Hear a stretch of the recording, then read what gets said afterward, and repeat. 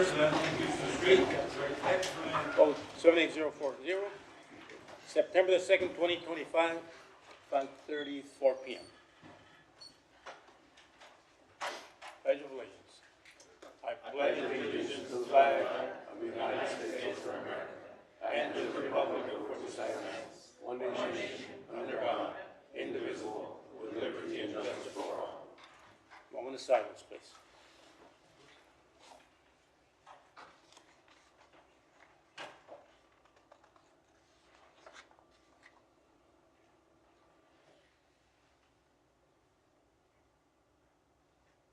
Thank you. You may be seated.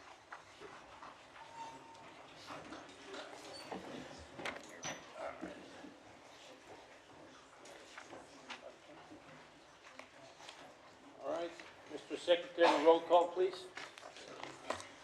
Yes, Mayor. The Honorable Mayor, Dr. Victor D. Trevino. Present. Honorable Council Member District 1, Gilbert Gonzalez. Honorable Council Member District 2, Ricardo Rangel Jr. Honorable Council Member District 3, Melissa Cigarroa. Here. Honorable Council Member District 4, Ricardo Rick Garza. I'm here. Honorable Council Member District 5, Ruben Gutierrez Jr. Present. Honorable Council Member District 6, Dr. Tyler King. Honorable Mayor Pro Tem and Council Member District 7, Vanessa Perez. Honorable Council Member District 8, Alisa Cigarroa. Mayor, you have a quorum. Thank you. Mayor, I'd like to make a motion to excuse the members that are missing from council. Motion second, all in favor? Aye. Opposed? Motion carries. Mayor, approval of the minutes of August 14th, 2025 and August 18th, 2025. Motion Mayor, second. I do have a correction. I believe on the August 14th minutes, I was reported as having voted to close the meeting, and I would like the record to reflect that I did not vote that way. If I may, Mr. Mayor? Yes. Go ahead. Because it was a procedural vote, not a substantive vote, it was just motion to adjourn, I believe, right? So Well, with that Miss- and under a Miss- charter, sorry. I'm sorry, just a point of order of that. Go ahead. The motion was supposed to be a motion to recess. We were supposed to have a subsequent meeting the following day, as they were public Right. budget workshops. And so that was not clear I before understand. the gavel went down. It's just that because it's a procedural vote, then the members have to have an express vote of no, otherwise it's counted as a yes. So that's why it's that way, and the city secretary consulted with me on that. But I believe your wish is noted, but that's why it's captured that way. It wasn't because of an incorrect count. It was just that there has to be an express, otherwise it's counted as an agreement. Well, again, in the chaos of the moment, I will say that we understood that there would be a meeting on Friday, and that the motion should have been to recess, not to adjourn. Yes, I ma'am. just want to make that clear. All right. Thank you. May I echo the word? Before we continue, just for the record, the councilwoman Alisa Cigarroa is present. And just, Go ahead. thank you, Mayor, just I would like to echo the sentiment of Councilman Cigarroa. Thank you. Thank you. All right. We'll proceed with recognitions. We need a vote on the rule as amended. Yes, sorry. Motion First and second. second. Motion and second, all in favor? Aye. Opposed, motion passes. All right. Now we can proceed with recognition.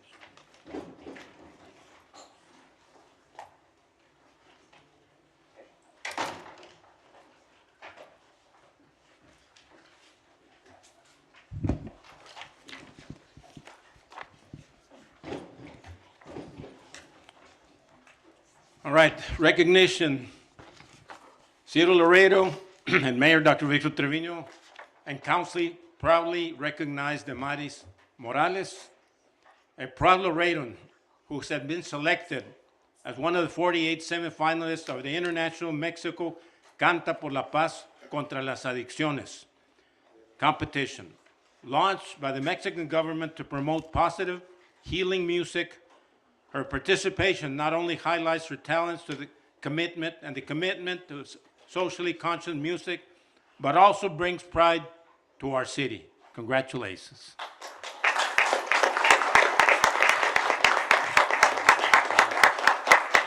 Want to say some words? Can I say it in Spanish? Muy buenas tardes, muchas gracias a todos, gracias a la ciudad por este reconocimiento y es un honor poder llevar el nombre de la ciudad de Laredo en una plataforma internacional y espero que venga más talento y más gente pueda llegar a tan lejos, al igual que representando esta ciudad. Muchas gracias. Gracias. Vamos a tomar una foto.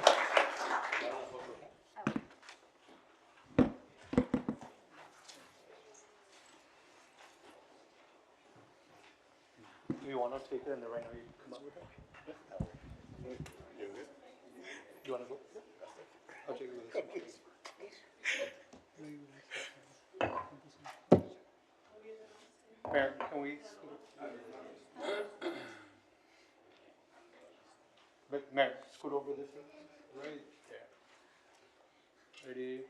1, 2, 3. Ready, 1, 2, 3. Couple more.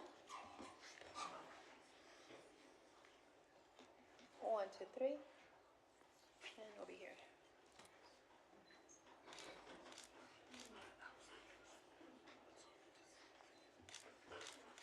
One more. Thank you.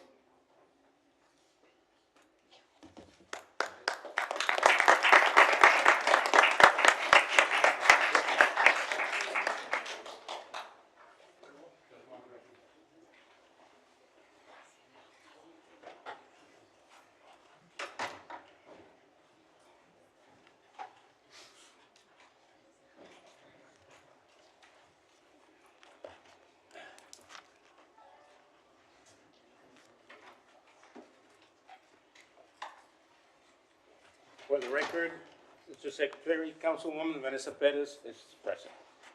Thank you. All right, we'll proceed with communications.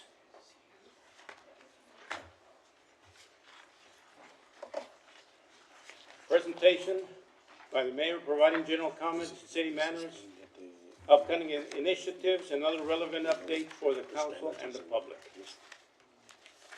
Starting off with the World Trade Bridge. As we move forward, some general comments and upcoming initiatives for the city are as follows. A general update will be discussed on the progress of the World Trade Bridge by the Bridge Department, and the good news that we're pretty much on track with what initially was proposed. But I would like to reiterate that we face some challenging times in the world when it comes to international affairs and border security.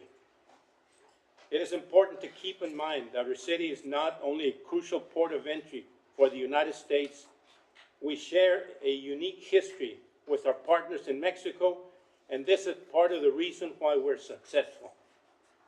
We set the standard for international trade in the Western Hemisphere and in the world because of our strong relationships and mutual respect.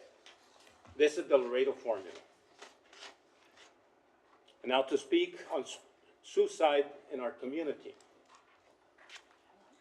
With regard to the crisis that we're facing with suicides in our community, I know that it was reported to be an increase of 9% from last year, but from speaking with providers and other organizations, the problem may be bigger than what we think, especially when we're seeing the number of attempted suicide reports in 2024 being 34, and as of August 26th, we will already have 138. Well, this means that we're having more reporting as a ratio of actual deaths. We want to make sure that we get in front of this issue in our community for being close to the last on the amount of mental health counselors for a community our size. I understand there's a lot of underlying issues with this topic area, such as bullying, mental illness, financial and legal struggles.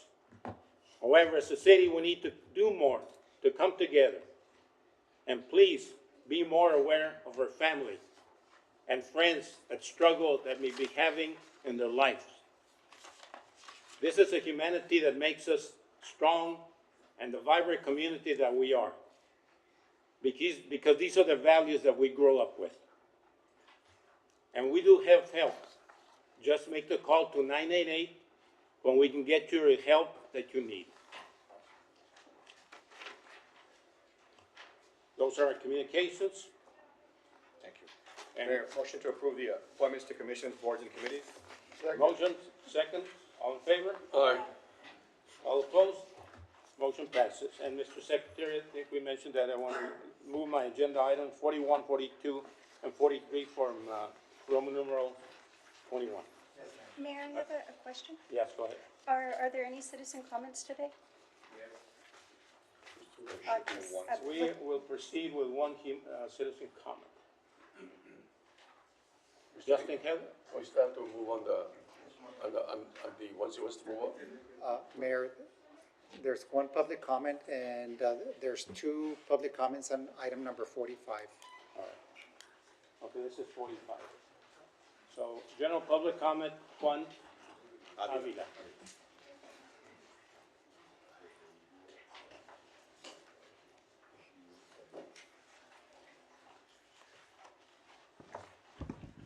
For the record, Juan Avila. Mayor, good evening, members of the City Council and staff. All right. Good evening, Mayor, members of the City Council. I come before you one more time under public comments regarding the performance and judgments of our city manager. As we all know that y'all will be going into executive session, I would like to say the following words. Hopefully you can take it into consideration and acknowledge the words that are being said, not only from me, but from other staff and maybe citizens as well. I'll let Dr. King sit down and then I'll continue. You're fine, Dr. King. All right, so it says, I would like to express my serious concerns regarding the city manager's ongoing lack of performance and questionable judgment, which has significantly impacted public trust and affected governance. First and foremost, the overwhelming failure of the recent bond election, with all items being rejected by over 80%, speaks volumes about the absences of the meaningful community engagement. It is unacceptable that no substantial effort was made to go out in the public, our city primary stakeholders, to understand their needs, concerns, or priorities. Public support is not something that can be assumed. It must be earned through the outreach, listening, and inclusion that fundamental steps were not nearly neglected. Second, the city manager has failed to follow council directives, particularly with regard of the reconfiguration of certain municipal codes. These directives are not optional. They are reflect that will lead into elected representatives of this community must be executed in good faith. The lack of progress on the front demonstrates either willful disregard or manager incompetence. Third, projects that have been delayed for lack of leadership. Specifically, and this is very, very true, very true. I mean, this is something that y'all have to look at. We've been at it for years. Specifically, the Buena Vista Sports Complex failing to prioritize a project has been determined to the city. The city continues to miss out on opportunities. Tournament organizers are discouraged in taking their tournaments to other cities for the lack of the city support and substandard playing fields that are not tournament quality. Fourth, the recent settlement that cost taxpayers millions of dollars. How can we trust the settlement was in the best interest of the city if our city lawyers were the ones that counseled and allowed the ordinance to be created, knowing full well that it was going to create a liability to the city? How can y'all answer that? Why? And how did this happen? Is it because of lack of knowledge, lack of interest, and poor financial stewardship? Y'all need to answer to us as taxpayers, as your community. We need to hear from every single one of y'all. Most troubling is the lack of transparency with City Council concerning legal representative for the past year. The city attorney, whose duty is to the city as an institution, has apparently been representing the city manager in a personal capacity. This is a serious conflict of interest and should have been disclosed immediately. Council should never be left in the dark about matters that directly impact its ability to govern effective and ethically. What is going on? Do we need to come up here and give y'all a rude awakening every time that we are messing up? No. We're not here to babysit. The committee is not here to babysit y'all. Y'all need to do y'all's job and step up. And I ask y'all tonight, when you go back there under executive session, that either you put him on a probationary period or step up to the plate or terminate him. That is the most things that y'all can do. Mr. Mayor, we've been trying to work with you. Members of the council, I've known each and every one of you. I have the knowledge and I have el orgullo de conocer a todos ustedes. But when it comes, and Mr. Garza, I know we go way back 30-something years. You know that when I come up, I'm not going to come up just to badger somebody. I'm going to come up because there's something interesting going on and we're not focusing ourselves where we need to be. Thank you. Have a good evening, and hopefully you will do the right thing. Answer to the community and to the taxpayers. Para Laredo, con Laredo, y más que nada, para el corazón de Laredo. All right, thank you for your comment. Mayor, Yes, go I ahead. would like to make a motion to go to an executive session. A motion?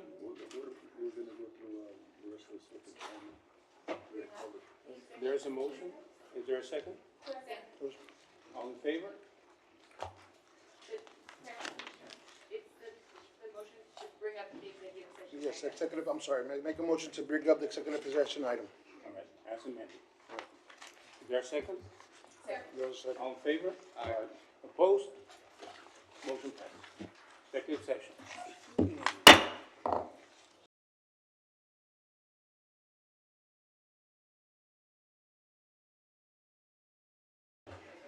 Back to executive session. Items 38 and 39 discussed. Solutions were provided. Yes, Mayor, motion for number 38 for staff to continue as directed. Yes, before we do that, I would like to acknowledge Dr. Tyler King. That's, should be, oh, there it is. That's present, thank you. Okay, go ahead. For number 38, a motion for staff to continue as directed. Motion? Second, all in favor? Aye. Opposed? Motion passes. And for number 39 as well, for staff to continue as directed. Motion? Second, all in favor? Aye. Opposed? Motion passes. Thank you. Mayor, I'd like to make a motion to bring up item number 44 due to the fact that we have people waiting here in the audience. Motion 44? 44. 44. Second, all in favor? Mayor, 45. Same thing. It's I will amend my motion. Okay, motion 45. as amended, 44 and 45. 44 and 45. Have a second, all in favor? Aye. Opposed? Motion passes. Thank you. Well, I apologize. My guests are no longer with us because it is getting to their bedtime and they need to get some homework done. But that being said, we had Abigail Marquez, Andrea Marquez, and Abel Marquez from the Benavides Club, also of Bruni Elementary. We had Leila, Michaela, and Felix Herrera from Farias Elementary, and they were from the Northwest Club. And we had Christian and Renata Villarreal from Lamar Bruni Vergara. They are from Centeno Elementary. I guess for the record, my name is Joey Tejas. I am a resident of District 5, also a resident owner of property in District 3. I am an attorney licensed to practice law here in Laredo, in the state of Texas and Laredo. And I am also the president of the Boys and Girls Club for this year. And I stand before you to ask for your cooperation. I believe we are supposed to have a PowerPoint presentation here. It's the same one we've got.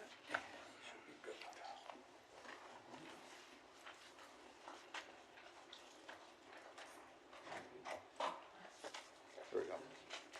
And just for pointing her out, Abigail Marquez, the young lady that was here, she's the first young lady next to the logo. Of importance, she is one of the members or the participants of our astronaut program, as well as a member of the Rotary Club that we have. It's the Rotary Early Act program there at the Boys and Girls Club. And so she's and she's one of the reasons why I'm here. Abigail Marquez is a fifth grader at Bruni Elementary, and based on how we're currently constructed, we usually do not provide services, or historically, we did not provide services to children past the age of 12 or 13. Basically, after sixth grade, we no longer had the capacity. So one of our issues, we've continued that safety is our number one priority. We have every single person that is involved at the Boys and Girls Club of Laredo has a background check. If you want to participate as a volunteer, you want to be a coach, you have to pass a background check. You want to be employed in any way, shape, or form, you want to be a referee, you have to pass a background check. We've increased our visibility in our community and beyond, and we've continued to expand our programming in all clubs to include all sorts of different stuff, such as our astronaut program. We began with 10 students 3 years ago. This past month, we graduated 50 children from each club, Lamar Bruni Vergara, Northwest, and the main club. And we limited it to 50 because that's all we had capacity for. We don't have capacity for more. We hope to have more for next year, but we limited attendance. We've also extended our summer art program to all 3 cup sites. We've expanded our music program back to 2 sites. Pre-COVID, we had it at all 3 sites. Now, after COVID, we had shut down to the main club. Now we're back to all 3. We've had our co-created, and we worked with the generosity of Councilwoman Cigarroa, that she helped us with the mural at the Northwest Club with her program. We've initiated a coding program through Lego, sponsored by Lego at the Boys and Girls Club. We have an annual opera from San Antonio that comes into the Benavides Club. We had over 100 attendees. And so we do much more.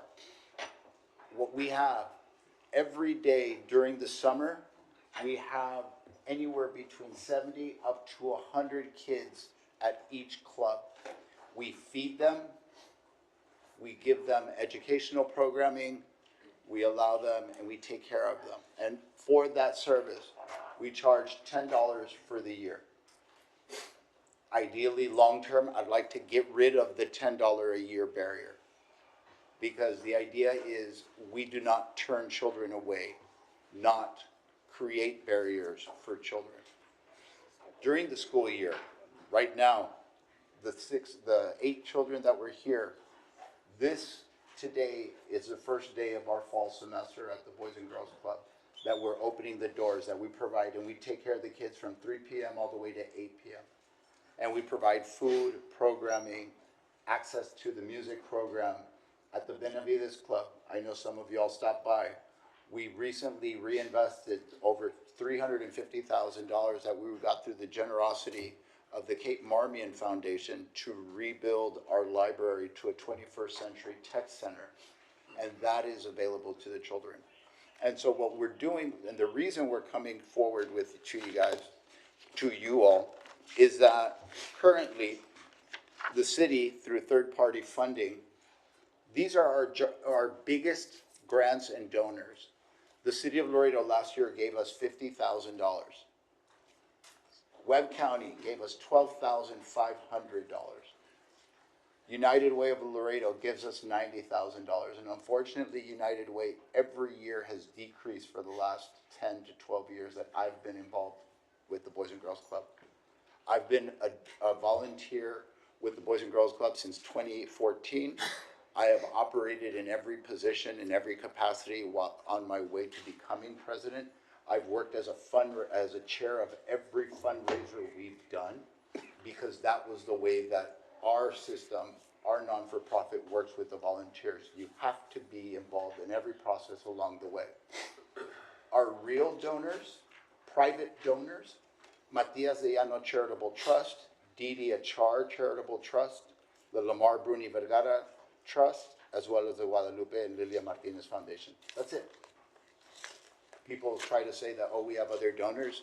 C.Y. Benavides III lends us his name and his help for the wine tasting, which is our biggest fundraiser. And then we just completed our raffle. And what we do is we have a budget of $2 million that we raise with those four donors. When I talked about, those are our principal donors, they donate just over 10% of our budget. That's it. If I include the city of Laredo, I include Webb County, and I include the United Way, we raise, that's just under 40% of our budget. The 60% of our budget, it's us. It's the sports leagues that we have. It's private donations, small donations. It's grants that we apply for and get, quite frankly. The problem we have is we've got a capacity problem because our sports leagues are at capacity. And we're gaining more teams every year, but we're stuck with the floor space for 3 clubs. So every team that we take on, and we're getting more, it costs us money to get more teams on our floors, but we're not gonna say no. So we have to rent space from the school districts because they're the only other ones with floor space. But that comes at a cost because UISD and LISD just got hit with budget cuts from federal funds. And then there are requirements that in order for them to have any sort of event on their facility, they now have to have armed security. They have to have certain staff there. And so we have to offset that cost. That's just on the sports programs. Then we're dealing with competition, more and more competition for federal grants.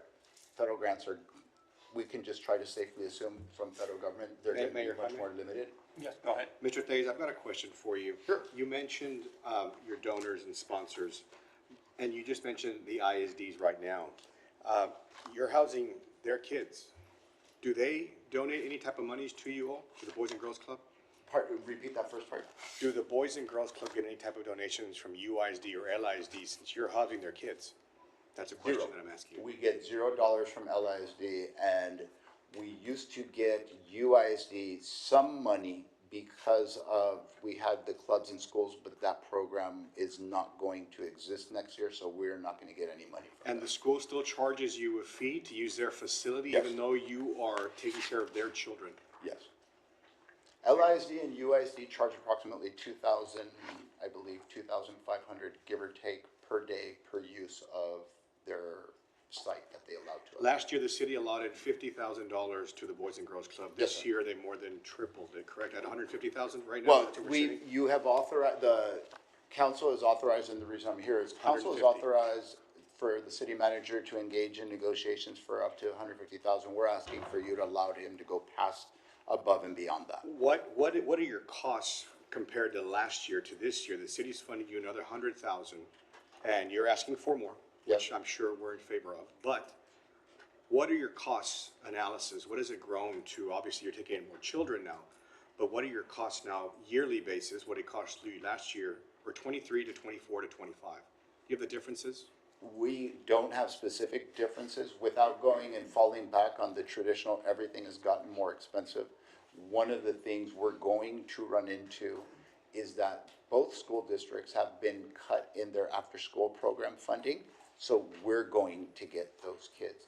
Kids that that's part of the reason why we lost the program with UISD was because, and rather than, okay, we're going to get increased numbers, for example, at the Lamar Bruni Vergara, because that's where for UISD, their federal funds got cut for their after-school programs.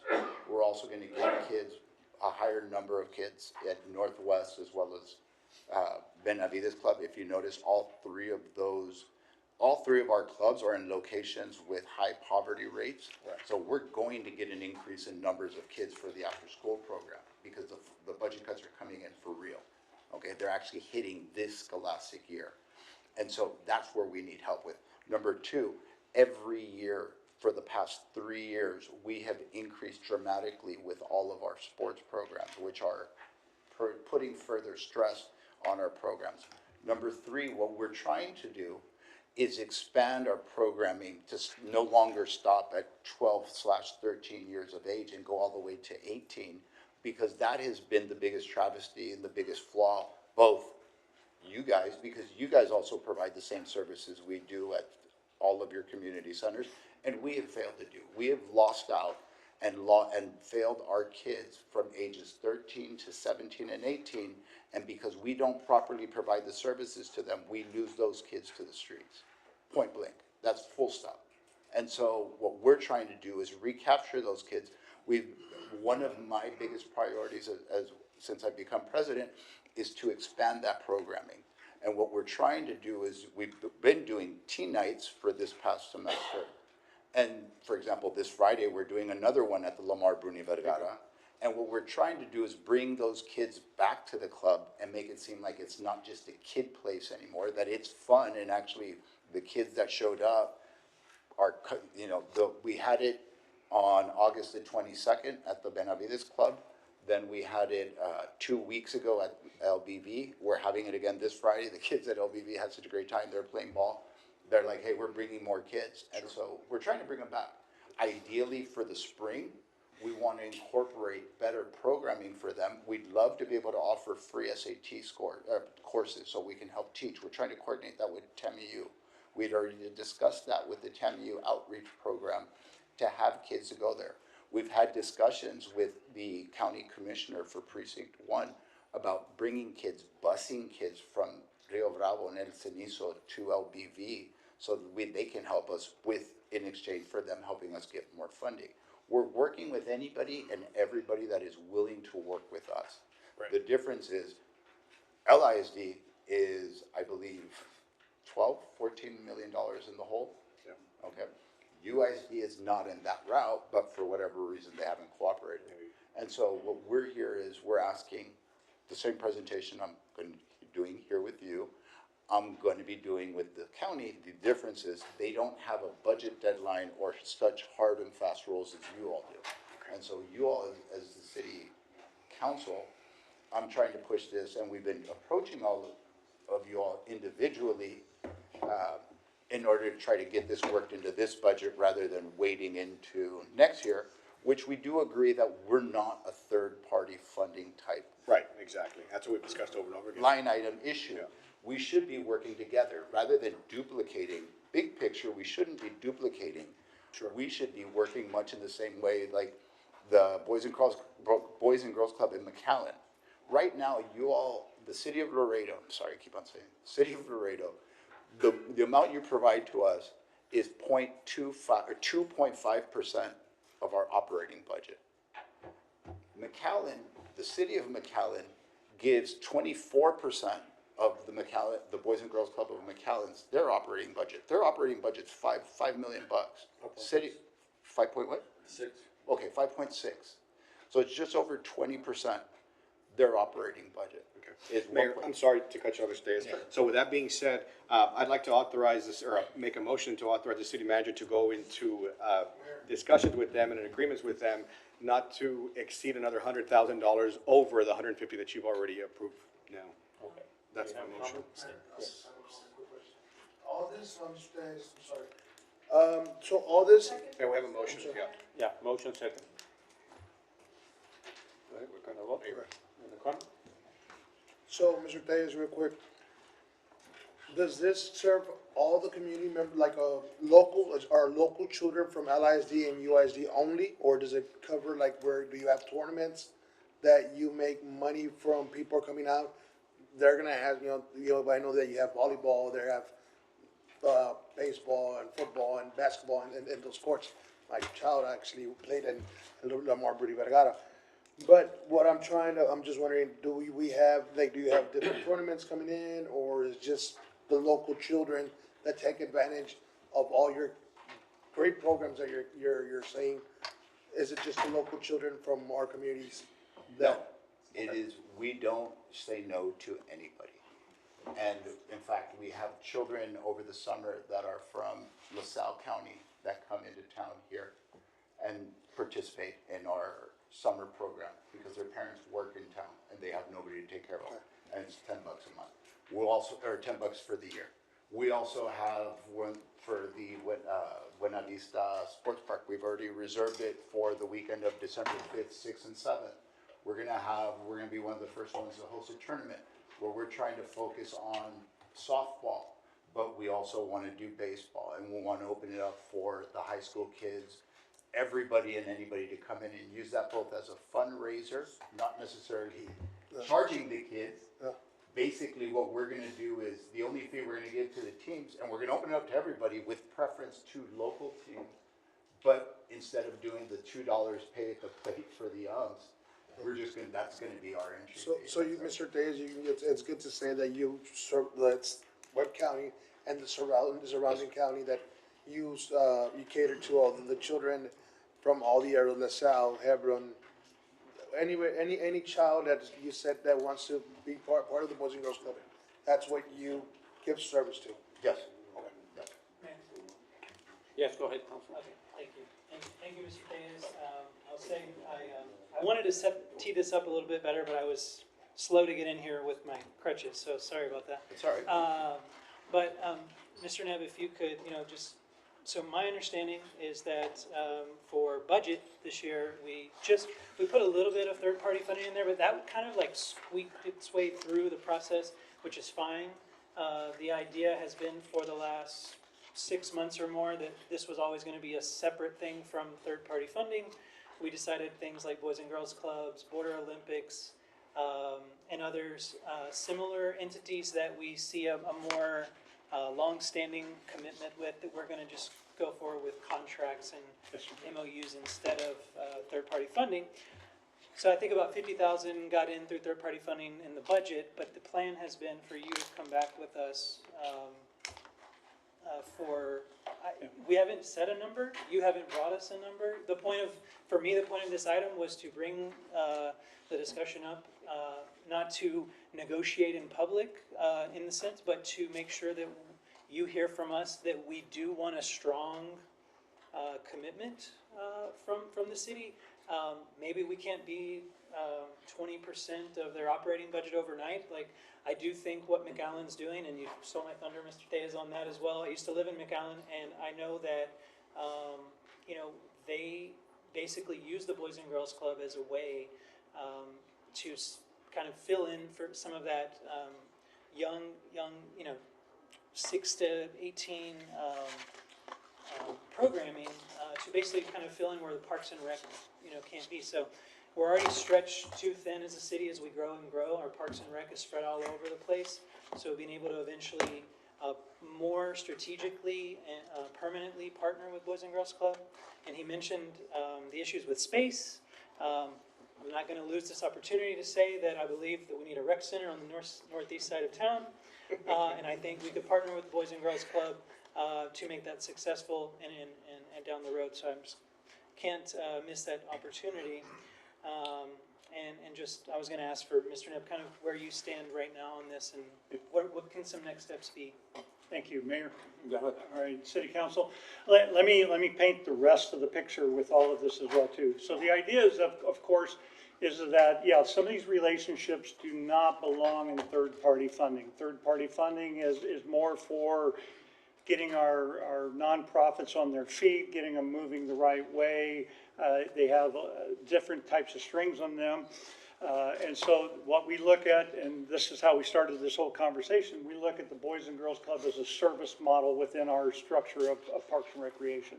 Very similar to how McAllen does it as well too, in that nature, because there's an interlocking or a synergy between the city and Boys and Girls Club for that. I do want to bring to light just a couple other pieces on this, just to make sure you have the full picture as well too. The building on Old Santa Maria is owned by the city. We lease it for $1 a year, so the value of that building is about $240,000 if we were to lease it outright. We provide that benefit to the Boys and Girls Club as well too. So I believe that the $50,000 that was in the third-party funding was not sufficient for the performance of what the Boys and Girls Club were doing. So as we look at trying to revamp these processes, the in-kind contributions are covered by GASB 87. GASB 87 is the General Government Accounting Standards Board. And 87 talks about in-kind contributions. So that's why we have to identify the value of the building. within that structure as well too. So if we were to provide the 150 plus the use of that building, it comes up to right at 390,000. So I don't mind the request or the recommendation off on the thing to negotiate a little farther, because the conversations that we have had is that the value of the Boys and Girls Club can shift within that model. We've had conversations with the Boys and Girls Club about the use of possibly utilizing other rec centers for the different purposes as well too. We built that into the draft contract as well too, and said that we will entertain it. We just didn't have enough time to do all of that work in time for this. These contracts that we're putting out there are not restricted within our budget conversations. That was the idea of the process of setting these up. We will utilize either reserves or saving funds over the period when we get done with these contracts. We have 6 of them going right now, different ones in varying conversations. Ruth B. Cow, Center of the Arts, the Border Olympics was mentioned as well too, and we're looking at all those at different levels, because if they provide a service to the city, that's the difference between this. We are hoping to do a multi-year agreement as well too, because I would rather have them focused on the work that they need to do rather than always being prepared to give me what I need in order to close my books. And so the idea of that was there. Within the draft agreement as well too, there were a set of metrics within the draft agreement that said, here's how we can analyze the performance of the Boys and Girls Club. So all right there, I appreciate what Mr. Tejas is providing as well too, and Mr. Eads. I think the idea was to have the full conversations within the structure. And the idea was that every one of the years I actually had a cost of living adjustment as well too, so that we could grow the relationship over the years rather than a one-time structural hit for us, because the larger you go, it has an impact, because we haven't provided this service before to that level. Councilwoman, go ahead. Thank you, and thank you, Mr. Tejas, for the presentation. I will say I do feel like a little bit like we're acting as the board of directors for your organization and discussing this. I do appreciate that our city manager has opened up discussions with you, and like he mentioned, there are other organizations in which we're discussing to establish these types of special relationships and special financial support. I think I just have, I don't know if the recommendations, I really don't know what my role here is, but when you talk about $10 per year and then perhaps phasing even that out, I think you're missing an opportunity, because it's not only the services you're providing, it's also you need, as to be stewards of this program, you need to look for sustainability. And sustainability means looking for revenue sources. And it is not unreasonable, because we know not all of the children who go through the Boys and Girls program are so impoverished that $10 is too much, or even increasing it is too much. That there needs to be some type of contribution from families who are receiving the service as recognition for this tremendous service that you're providing. And so I wouldn't turn away from having some type of fee. I think people appreciate the service more, and it's a recognition of those costs. The other is that you discussed a little bit, you're trying to expand into the teen cohort and reach out to those students. And it may be that Boys and Girls Club has a better way to communicate with that, because you had them growing up. And so maybe that relationship would work better for you. I know that the city, as you were saying, has rec centers that are trying to address that same cohort. And so I also don't think we should think about being in competition. And I hope that those discussions, when you're trying to establish this service plan and where to best allocate resources, so that we're not trying to have the same kid trying to run into both programs, that we can find a way to expand the services, so that if children are being addressed at the rec center and they found programs there, that continues, and that your programs are addressing different needs, that the basketball tournament that's happening at the rec center is not also happening at the Boys and Girls Club.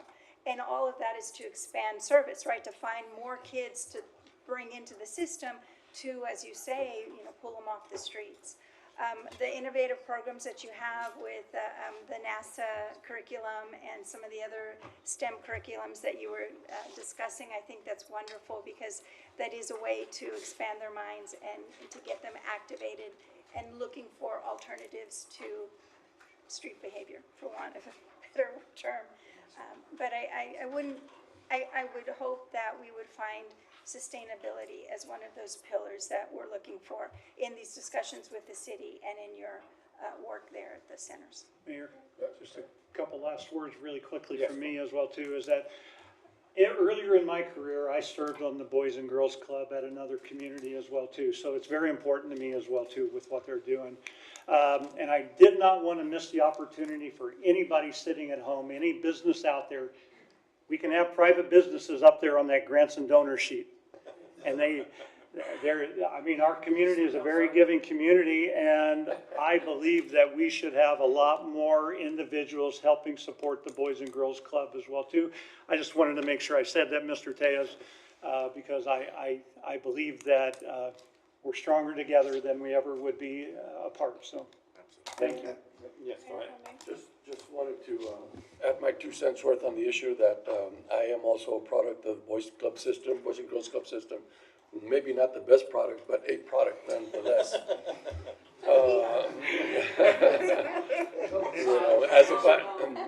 As a student, as a volunteer, as an employee in the past, but I just wanted to make clear up a couple of things that are facts. There is, as an ex-board member at LISD, we did find a direct correlation between successful students that were at the Boys Club and Boys and Girls Club and that were students at LISD. LISD is and still is one of the top 5 poorest school districts in the state. The amount of money that we're charging the Boys Club was at cost or below cost level. LISD, as a fact, provided over 45,000 meals a day. No, I take that back. Over 30,000 meals a day during the summer, not only for the Boys and Girls Clubs, but through every rec center from the north to the south, all the way to Rio Bravo, through our federal programs. Those federal programs are now eliminated. The more that they cut, for all those that may not know this, but the more that you see cuts in the education department, the more things are going to be missing, the more things that are going to happen, and more pressure is going to be put on the Laredo Boys and Girls Club because of that. We should understand that. We should set ourselves up for success in those terms. And because when something fails from the federal government, somebody else has to pick up the slack. And it's usually poor people that are going to get it, they're going to get it on the chin. So I'm glad that you guys came over here. I'm glad, Mr. Tejas, Mr. H, we've known each other for a long time. I'm glad that y'all are working together.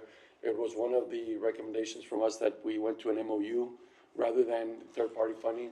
It is something that I feel that y'all shouldn't be coming down here to ask on an annual basis, but it should be understood that we are partners in this.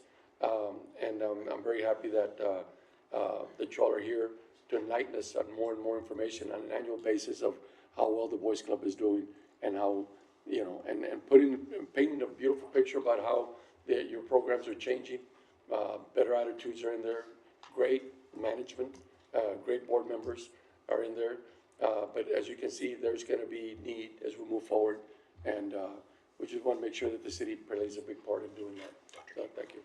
Yes, go ahead. Mayor, yeah, before we vote, just to clarify Councilmember Gutierrez's motion, I think you were saying no more than a max contribution from the city in dollars of $250,000? Correct, that's correct. That's as far as the wiggle room for That total amount, right, Mr. Neff. exactly. From the 150 that's been offered to them now, go up to another $100,000 over the 150 that's been offered to them now.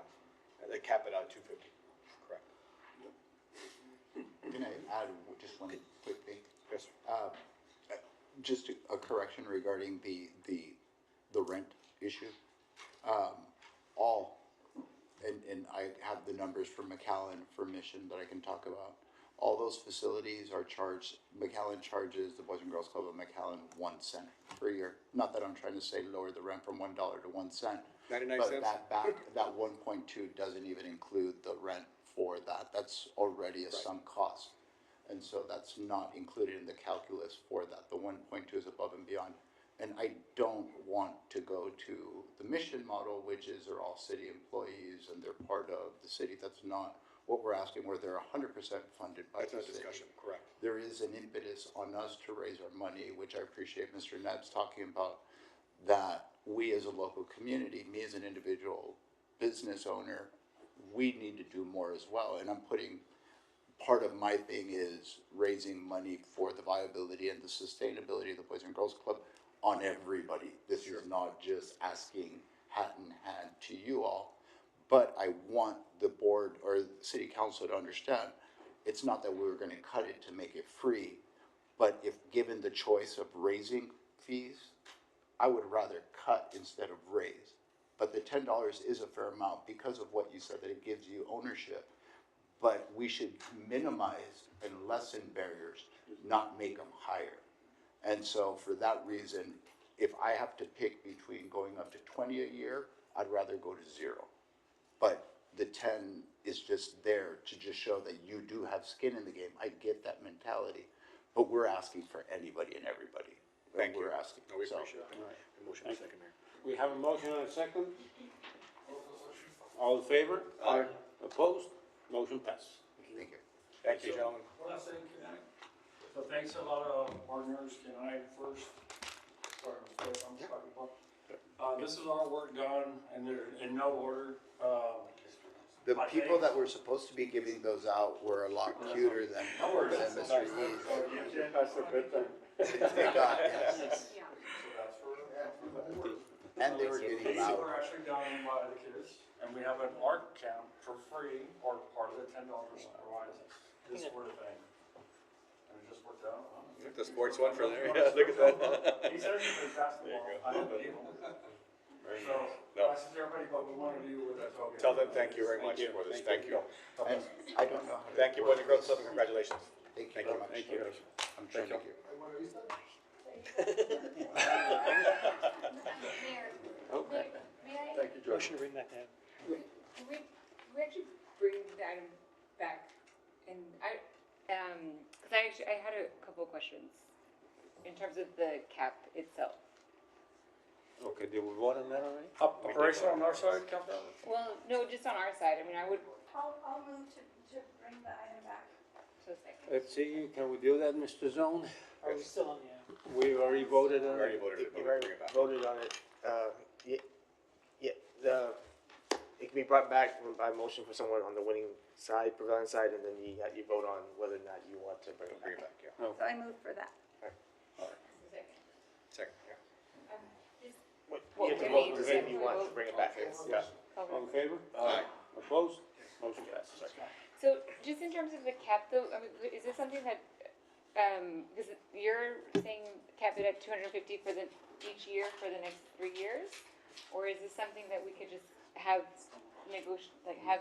management negotiate with the Boys and Girls We Club? continue negotiation with them afterwards, because we want to get to at least the 250 next year at least, Yeah. plus everything else that staff has put into it, because it's supposed to be increased year in, year out after this. Mayor, and I would concur with that. I was hoping that it wouldn't be that we just set that amount, because that's been the structural deficiencies within these relationships anyway. We want them to be able to breathe, and we want them to be able to move. And I think the challenge for us is finding the initial funding for that, and then we can make the adjustments within a 3 or a 5 year contracted agreement, so. Yes. Okay, So- Mayor, a motion to have management bring us back a proposal within 2 council meetings without a cap, and just for us to see the first sign of it, to give them room to even go higher, to go roughly the same, but just to give them a little more breathing room. All right, motion? Second. Second. Motion second? All in favor? Aye. Opposed? Motion passes. Thank you. Good. All right. Thank you, guys. Thank you very Thank you very much. May I be excused? Go ahead. Go ahead, Councilor. All right.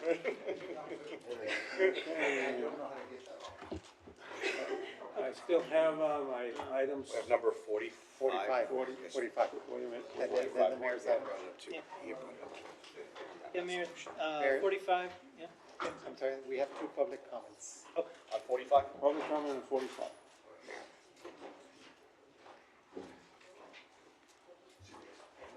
We have Mr. Justin Heather, I think for number 45.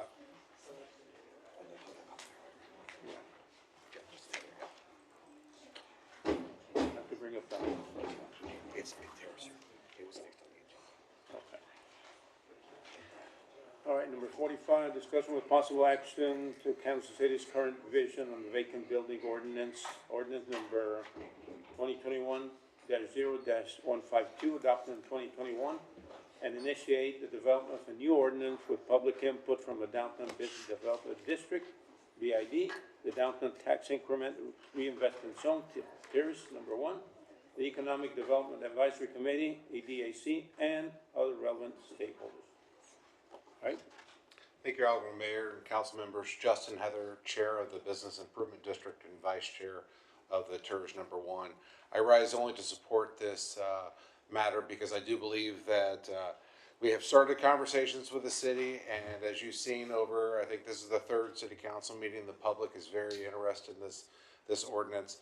And so I think it would only be beneficial for our downtown to have a healthy and strong vacant building ordinance with input from the community as well as support for the community. We're asking the community of 100 plus vacant buildings to turn around, and it's going to take some support from the community. And so I think, basically I look forward to having a conversation, I'll be brief, with the city and the various property owners downtown to have a healthy and strong vacant building ordinance as part of our revitalization efforts. Thank you. All right, thank you.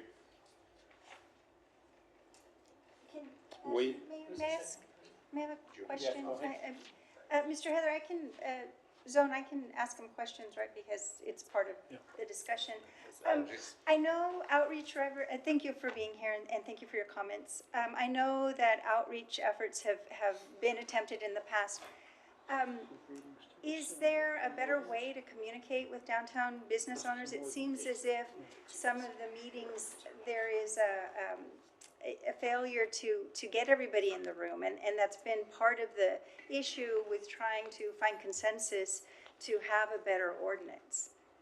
I think that is part of the challenge. We've actually had very healthy conversations, though, I would say, over the past year and a half. We had the downtown summit last spring, which I know a lot of you were at, and it was very well attended, in fact, packed house, especially when the fire chief was there. We had, and the police chief were speaking about downtown safety. And so I know that there's a lot of interest in our downtown, and I have been very encouraged this past year through both our TIRS and our bid participation. We've had a lot more members of the public. They don't always agree with what we're going to do, but they always have an opinion, and to me that is the most beneficial part of it, is having that ongoing discussion. And so I think that more of the outreach, obviously the city hosted recently a vacant to vibrant conversation that was well attended, and I think that as we continue to have those conversations, it does build a consensus. Again, you're never going to please all the people all the time, as you know. But I do think that as we have those conversations, it's more palatable and more understandable when we're taking forward to the community that the purpose of the vacant building ordinance, or the purpose of what the city is doing downtown, is to revitalize downtown. It's not just a fine or a fee or something to that effect. And an emphasis also on public safety. So Absolutely. safety in the buildings, safety Yes, for the people on the street. The business improvement plans, I think it's four-pronged plan, but it's clean and safe streets. That's the guiding, the North Star for the Downtown Business Improvement District. Thank you, sir. Were those town hall meetings that you had? Yes, we've had town hall. We had the downtown summit last year. We also had a town hall in December. In fact, the city hosted a town hall last December as well. So we had, in December 2024, we had a fairly large turnout of downtown property owners. And we continue to have each month the Business Improvement District meets, and we have regular attendance from members of the public. All right. Mr. Neb, I think town hall meetings would be appropriate. Yes, sir. Yes, sir. I do too. And Mayor and the city management does agree with both of these two items on there for that purpose as well too. Be aware that in order to remove the current ordinance 2021 0152. It will take 2 readings of rescission ordinance, and so we'll start that process. During that time, just know that the directive to the staff will be to move through that process based upon how the council positions tonight. And then we'll start the conversation on, with the boards and the commissions, and actually all the downtown property owners. We'll invite them all in for that town hall, I think, like you're saying. Is there another public comment, Mayor, or no? Yes, there is another public comment. It's the same item, Julian Ratanovsky. Said right. Mayor, council members, good evening. My name is Julian Ratanovsky. I'm a board member of the Downtown Business Improvement District, and I'm speaking in support of agenda item 45. I was in the original committee when the original vacant building effort began in 2021. The intent was simple and smart. Create a downtown inventory so we had a factual baseline. No fines, no penalties, just data to guide next steps. That limited scope mattered because the original ordinance brought owners, businesses, and residents to the table without putting anyone on the defensive. City staff have said there was public input in the creation of this existing ordinance, but to be precise, that public input was a very small working group. It's about 8 people. I was one of them. With no more than 3 or 4 actual downtown property owners when we all met. The rest were actually city staff of those 8 people. I don't think anyone from city staff is currently still working for the city here. I may be one of the only people that were in that room that are still involved. But again, this was not regarding penalties when we met. These meetings were for creating a downtown vacancy inventory. What we don't understand is how our downtown inventory evolved into a penalizing vacant building ordinance that doesn't fit our downtown or the current economic climate. The current VBO, for short, leans heavily on penalties and even penalizes buildings that have been restored but due to market conditions haven't leased or even lost tenants. Staff says it does provide a carve-out, but an attorney read over the ordinance and it does not provide a true carve-out. It only delays the penalties for 6 months and then they commence. The proposed agenda item gives us the right reset, retire the current version and launch a community-led process with the Downtown Business Improvement District, TERS number 1, and the Economic Development Advisory Committee for the City of Laredo, and obviously other stakeholders. That's how we get the mechanics right. Vacancy is a math problem. Good policy makes the fastest path to compliance and also the clearest and most affordable path. Here's what a community drafted ordinance should deliver. Things that are currently not in our ordinance. Clarity and predictability. Tight definitions of vacant. Clear triggers, reasonable timelines, clean off-ramp when measurable progress is underway, include carve-outs for properties that have received significant investment but struggle to lease due to economic conditions. These matching today's market with roughly 50% of the roughly 50% vacancy, 1 year to lease up across the entire downtown is not feasible. Phase fees, cap escalations, and credit verifiable progress, so dollars go into repairs, facades, life safety, and interiors, not penalties. Currently, tonight's item requires that any new VBO be adopted simultaneously with a current incentive policy. The balance is how we truly kickstart revitalization. An incentive policy which is also consistent with the Viva Laredo Comprehensive Plan. Pair the rules with the tools. Expedited permits for code compliance, rehab scopes, milestone-based fee relief tied to verified progress, small dollar code compliant grants for life safety items. Tonight's action would not be an anti-enforcement. It's pro-results. With clear rules and real incentives, we can accelerate rehab, improve safety, reduce blight, bring more lights on at night, growing the tax base the honest way through activity, not penalties. I'm asking you to vote yes on this item. retire the current ordinance, direct the Business Improvement District, the TERS, and EDAC and other stakeholders process that also invites downtown property owners and residents, and require that any new ordinance come hand in hand with incentives from day one. That returns us to the original spirit, data-driven, community-built, and gives us the policy that actually speeds revitalization instead of getting in its way. Getting this ordinance wrong will do more harm than good. And that current ordinance is currently very wrong. We have a great opportunity to get this right. Let's do that today, please. Thank you. All right, thank you. Here, so yeah, thank you, Mr. Rapnowski. The reason I'm bringing this up is because in 2021, we were in the middle of COVID. The Downtown Business Improvement District did not exist. The Downtown TERS was in its infancy. 6 out of 9 of the council members up here were not sitting here where we are right now, including the mayor.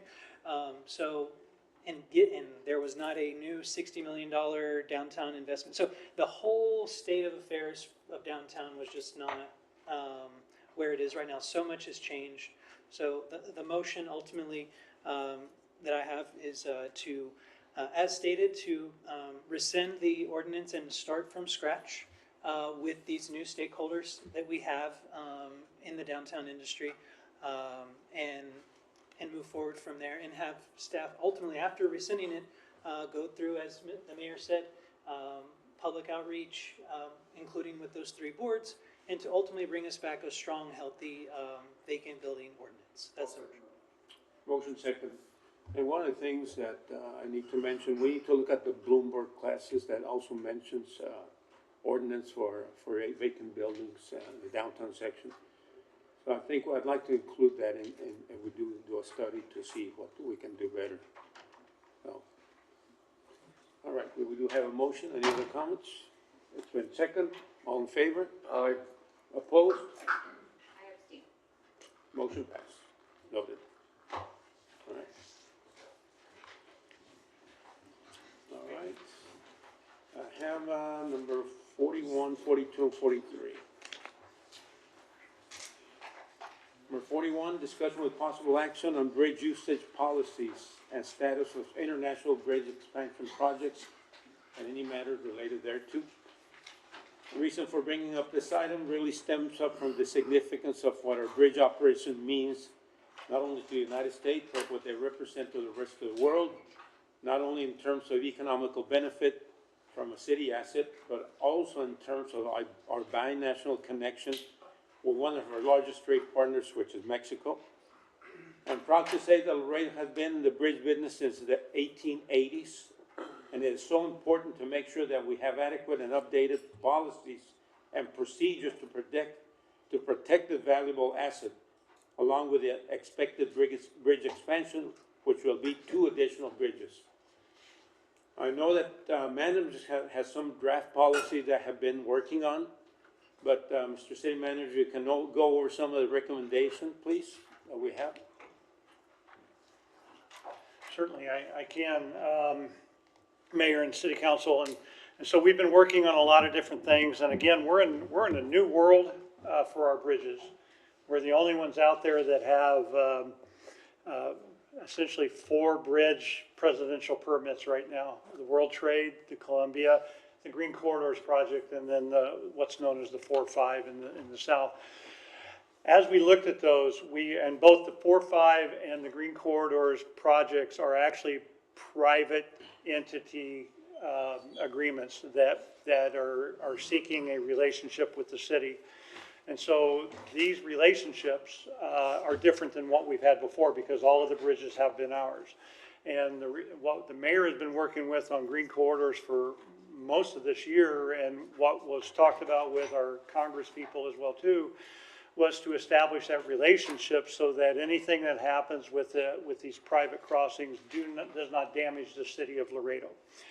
Throw on top of that we are looking right now, we're close to the completion of a TRZ in the south, the Transportation Redevelopment Zone in the south, and that is going to take in the additional dollars in order to help build our infrastructure, our transportation infrastructure in the south. We are also looking at one up in the north, the TRZs up in the north as well too, because we already have those issues there. And so with all of that we're working on within those bridges, you approved a resolution that as we work with Green Corridors Project, or private entities, we'll just call them that. Right now it's Green Corridors and the 4-5 bridge, that they will take into account the impact that it will have on the city as well as Webb County, as well as that process. So that and all the data looks like there's going to be room for all of this trade to occur. The challenge is that there will be a short-term impact anytime one of the new bridges open or one of the crossings change. It'll have an impact on all of the rest of the system. And so the idea is, with the resolution, is to establish that there is a method that is out there in order to make sure that we bring everybody to the table to work with Laredo as well as Webb County in that. And so that's the background on those bridge expansion projects and that resolution that we approved. Again, we are going through, as everybody is aware, a bridge rate study. It has been a number of years since we have done any of the rates adjustments. 2017, I think, was the last time we adjusted some of the rates, and the world has changed a little bit since there. At the LEDC, their Pathways to Trade conference last week as well too, we had some conversation with there. I don't know if everybody really understands that the Laredo Bridge system is one of the more advanced crossing systems out there. We have the fast lanes. We have the MEPs, which are the X-ray machines for doing the trucks. We have all these different technology advancements within that. We also have the location as far as being attached to Tamaulipas, being attached to Nuevo Leon. If you take it even farther, all of our economic development trips that we started last year, we revamped our visits to Mexico. And so we partnered with in Querétaro. It ties my tongue. My wife always corrects me on that one, but you knew what I was talking about, right? All right. So with that state, we actually, when we were over there, we connected in virtually with TAMU, Laredo College, and their university system. The whole idea was to build this new network within the clustering of the aerospace and everything that's in the state there for that. Again, Monterrey being the economic driver of it within Mexico for the manufacturing, we have that relationship, and then you get into Tamaulipas, and then we have that relationship as well too, that long-term relationship. All of this kind of blends together into what we're creating now is a more proactive approach on the bridge systems and trying to make sure that as we increase our partnerships, with whether it be Green Corridors, whether it be with the 4-5, that it has a good, positive relationship with the city of Laredo and the Port Laredo system. It's very exciting within that structure. We've got a lot of help through the LEDC, the chamber, and everybody is all working with all those pieces. I can't thank Eileen Ramos enough, Miriam Castillo, for all their work on helping build these models, because I think these are the things that are going to keep Laredo at the forefront. And I just remember when I got here 2.5 years ago, I think, Mayor, you were the one that had mentioned that in 5 years we were going to be so different from what we are because of the expansions that are happening, and that continues today. Mayor, if I may. Yes, go ahead. Quick question. I just got a question, or two questions actually, Mr. Neb. Last time that we were in budget, you made your point saying that, I'm talking about the Green Corridor and the 4-5 bridge, saying every time that the bridges bring a little bit more, I guess you want to say, we got to incentivize more, infuse it more than what we get from those bridges. What effect would it have on the city having the 4-5 bridge? Since they're not the golden goose that we used to have, adding another bridge, what would be the impact within the city? Do we have those studies? It's been a while since I've looked at that data, council member. We believe that there will be a short-term impact if, it depends because it's location-based for the crossings. And World Trade Bridge will, in my estimation, will be king of them all for a long time because the infrastructure on both sides of the bridge are already there. The whole talk about the 4-5 bridge on the south end is that they're going to build the new infrastructure, industrial parks on either side to try to coordinate. They're trying to match up to what the World Trade Bridge is.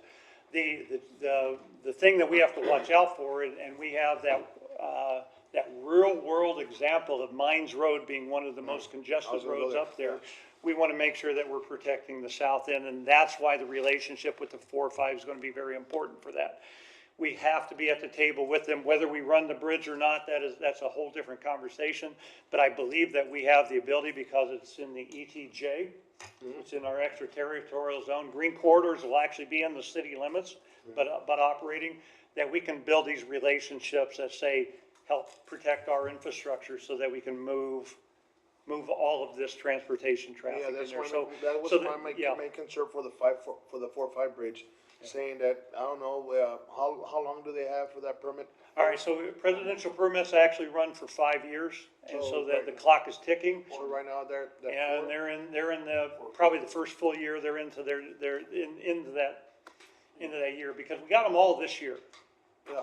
We got them all this year, and so all 4 of them are running the cycle within that. And the mayor alluded to where we were at with the World Trade and everything. We're right on track for, I believe, doing the design and then construction in 2027, I believe, is our start there. But the 4-5, we've not seen exactly where they're at within that system, but they have up to the 5-year window to complete that work. So is there any communication between us and the 4-5 bridge, or people that are trying to build and are trying to, is there anything that you're doing, going out there, speaking to them, seeing how far are they in constructions, or they have a master plan ready to go, or?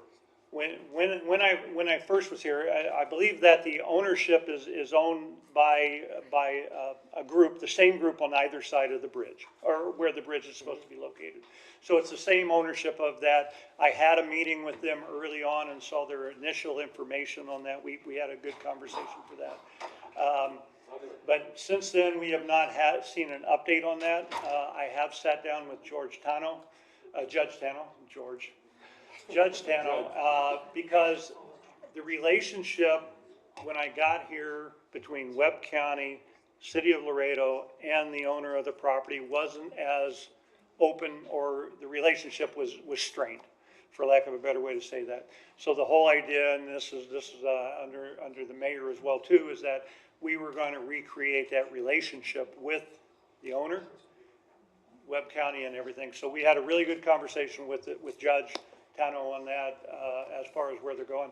As far as the specifics, council member, I can't tell you exactly where that was, but when I know when I looked at the information and the continuous increase of what was happening in the area, and it has continued in conflict with the threat of these tariffs and everything. We're holding fairly well with that. That I don't know exactly. I just felt that there would be a short-term hit on us because we rely upon the bridge. That 50/50 tolls, 50% of that goes to the general fund in order to cover police, fire, streets, and all of that. Right. One thing, well, the reason for this item is to know what policies and procedures we have, what is the vision, what's the goal, and to have it in policy. We know what the procedures are, but the policy. Yes, sir. And Mayor, and so the policies from this, I guess if you look at where we're headed on the policies, is that we're going to utilize the resolution that you approved right before the budget process in order to create the conversations for the policies that we will operate under for these other entities as well too. We continue to grow the policies within the structure of the World Trade and the Columbia Bridge, Bridge 1, Bridge 2 as well too, because all of that has an impact on this. I think one of the things that we looked in the budget as well too within our policies is that the bridges are only a piece of the model. You have to look at the connectors into the bridge, you have to look at the connectors out of the bridge, and you have to look at that. And I think those are the things we're looking at. I think this was an idea that got laid out there about incentivizing in off-peak hours for our traffic in order to get there as well too. So those policies continue to grow. All of that, I believe, will be coming through the port of entry as well as coming to the council for adoption within that structure. All right, okay. Go ahead. Mr. Knapp, just a minor correction. The 4-5, it has 5 years to initiate construction, not to complete. Yes, sir. I'm sorry. Yes. Just for the public. Thank you. Okay. Go ahead. So will both of these projects be going into the Board of Commission? I mean, just for presentation. I mean, I feel like there's several of us on council, and I don't need to speak for anybody, but that are not fully. Yeah. So aware of what's where happening. we're at with it is right now is that the relationship, and you will have to approve any of the contracts or well, there'll be a contract, essentially. We have an MOU with Green Corridors right now. We do not have an MOU with the 4-5 right now. Those MOUs can be done by this body alone for that, but any contractual matter should flow through the Port of Entry as an advisory body before it comes to the council. Correct, but I'm just curious, and I just mean in terms of also being briefed on the pros and cons and the adverse effects of what could happen to the industry, who's studying all of the above, so that way we can make informed decisions.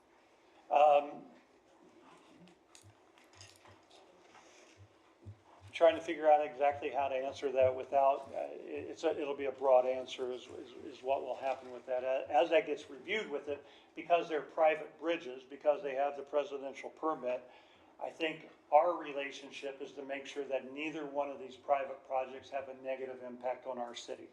So we can look at any of that data, we can look at any of the information that they provide from either project, but we're going to have to analyze some of that on our own as well too, which would be within the system of, it depends on how deep you want to get into either one of those projects. But they are private projects, and I would say that the MOUs with them is what kept us at the table for those. So we've been able to receive additional information because of those relationships, at least with Green Corridors. We haven't gotten it with the 4-5 yet.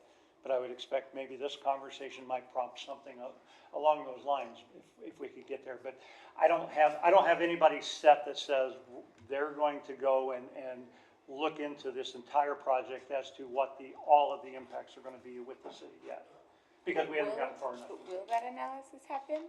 I think it should. And I'm not saying to Yeah, stop no, business, no. I just mean for us to be prepared of how to I think we should be looking at that because the early data shows that there should be enough, at least economic development for all, right? Because we think that the process will continue to grow. When you're talking about some of the other negative impacts on that as well too, we can look at that farther. Each one of these bridges, including our 2 bridges with the presidential permits, has to do that environmental study. And so, as far as I know, they are still underway with that. It's just the presidential permit allows them to go simultaneously is what happens with that process. But we have the ability to, we just haven't had that conversation yet because of all the other stuff on there. Yes, okay. Well, I would like to make a motion just to an update on the 4-5 bridge and the corridors and how, where we up with that study, so if we can do the economic impact or the economic gains that we're gonna get from that, the 4-5 bridge, and bring it back 2 meetings from now. Motion second. All in favor? Opposed? Motion passed. Mayor, I have a question. We already passed the motion. Oh, no, this is just about Okay, the go ahead. bridge. Since you're discussing, this MOU that does not exist with the 4-5, where will the information, is there a public way to request the information, or how will we ask for that? Again, more than likely, I'm gonna reach out to the individual that has been their spokesperson, their private spokesperson. Depending on how well that's received, again, we can go through the Webb County as well too. And have those conversations at least to get them started. Okay. Did our bridge director have something to add? Give an update on the status for both sections. Go ahead.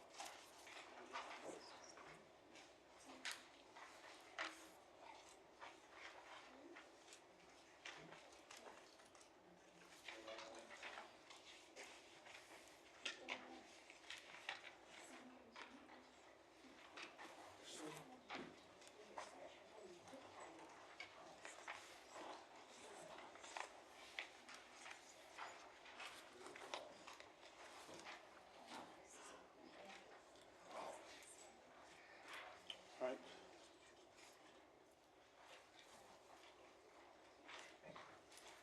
Everybody got it? Okay. I'll proceed with number 42. She actually has a presentation. Oh, you have a presentation, okay. We already have a motion and a second also on the floor. So Ms. Hinojosa's gonna give us a She presentation, has or she's not? presentation. Are you gonna give a presentation? Or was this just for us to look over? Yeah, give us a presentation.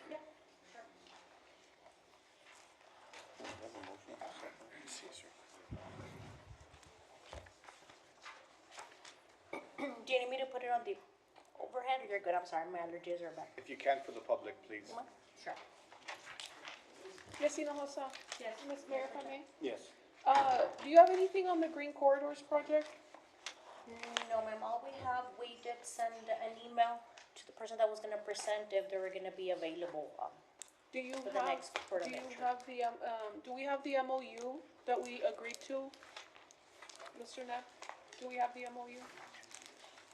And also, it's my understanding that the Port of Entry has reached out to the Green Corridors, and they have, I don't know if they said they're not gonna go until, we sign the MOU or something. There's kind of a disconnect there. Is there a way that we can send out a request that they come to the Port of Entry and give that update? Let me run down that relationship and, yeah.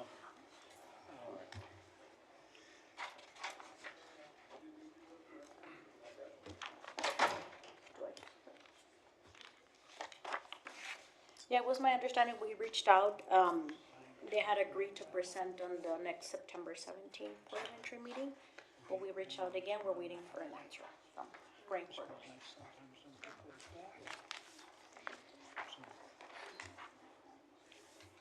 So an update on your World Trade Bridge expansion project. This information was provided, the latest information on August 15 from SCA Structural Engineering Associates. It's a presentation given by Sid Mielke and Rene Salinas from Tamaulipas. Sid Mielke is our consultant from SEA. This is your current Walter Bridge expansion project, your overall project layout. This is a new 8-lane span for northbound traffic that will be built to connect the Mexican Port of Entry directly to the pre-primary inspection area of the U.S. Port of Entry. The 2 new lanes will be added to the existing bridge, allowing the total number of southbound lanes to increase from 4 to 8. 2 of the lanes on the existing bridge will be dedicated to for fast trucks. This plus the new span increases the total number of northbound lanes from 4 to 10. The next one is the timeline provided. Currently, as you know, this presidential permit was approved back in April 29, 2022. I apologize, it was submitted, approved May 31st, 2024.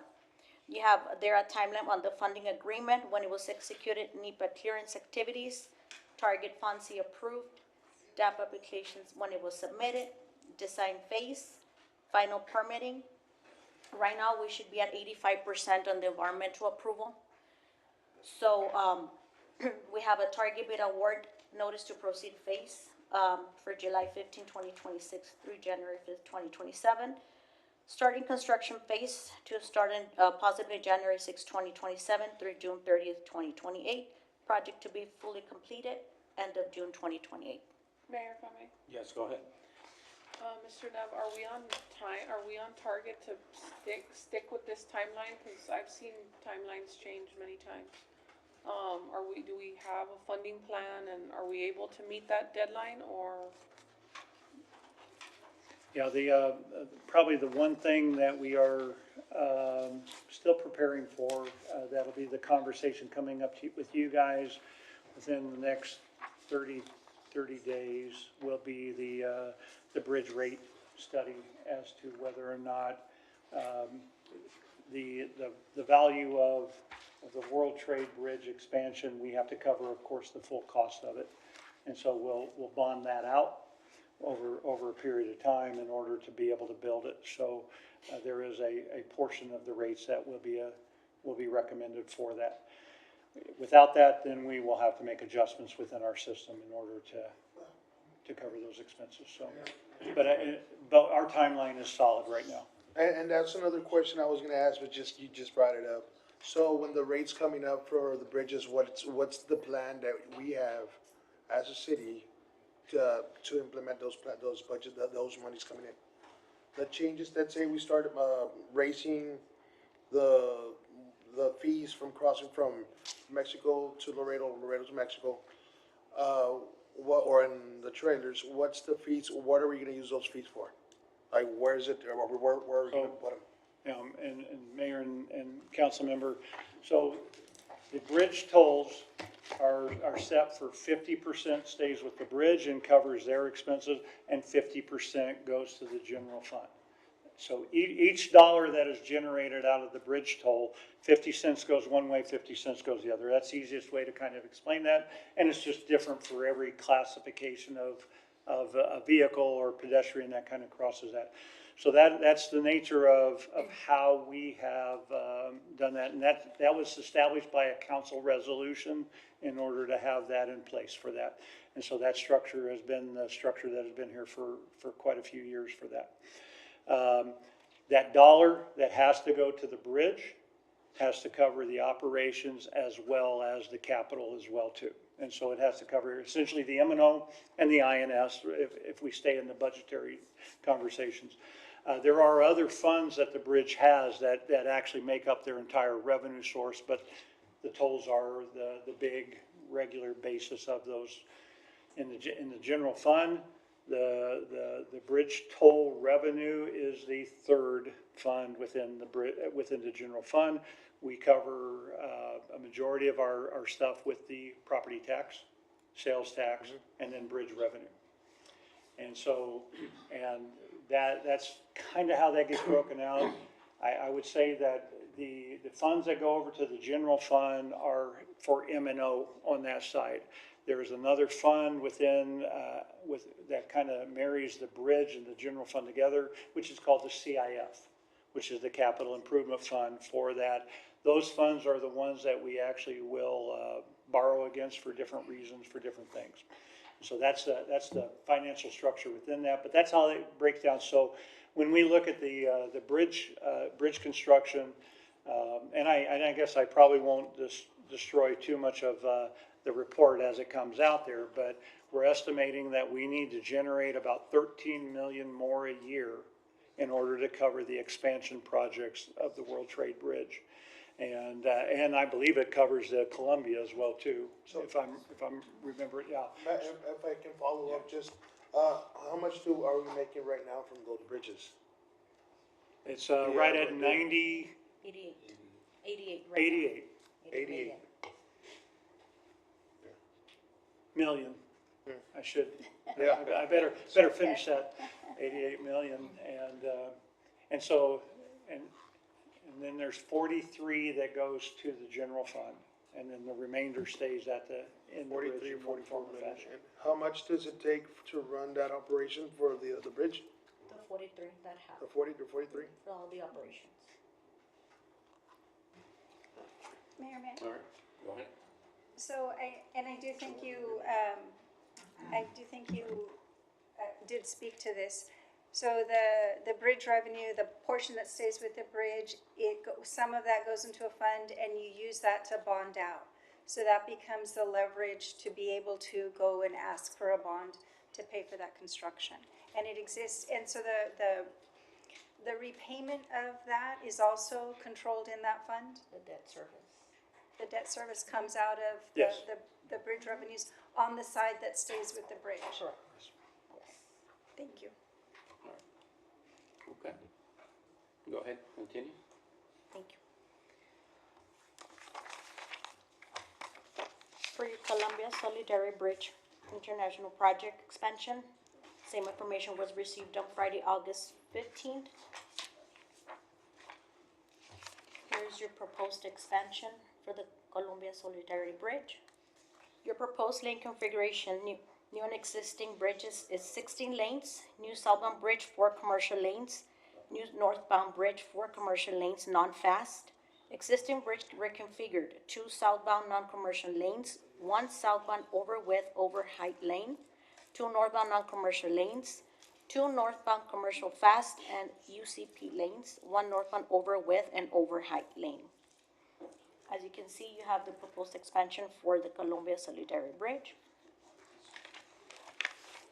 On your timeline, you have your presidential permit application submitted November 14, 2024. We recently received the presidential permit issued on June 13, 2025. Donation acceptance program application submitted on December 2025.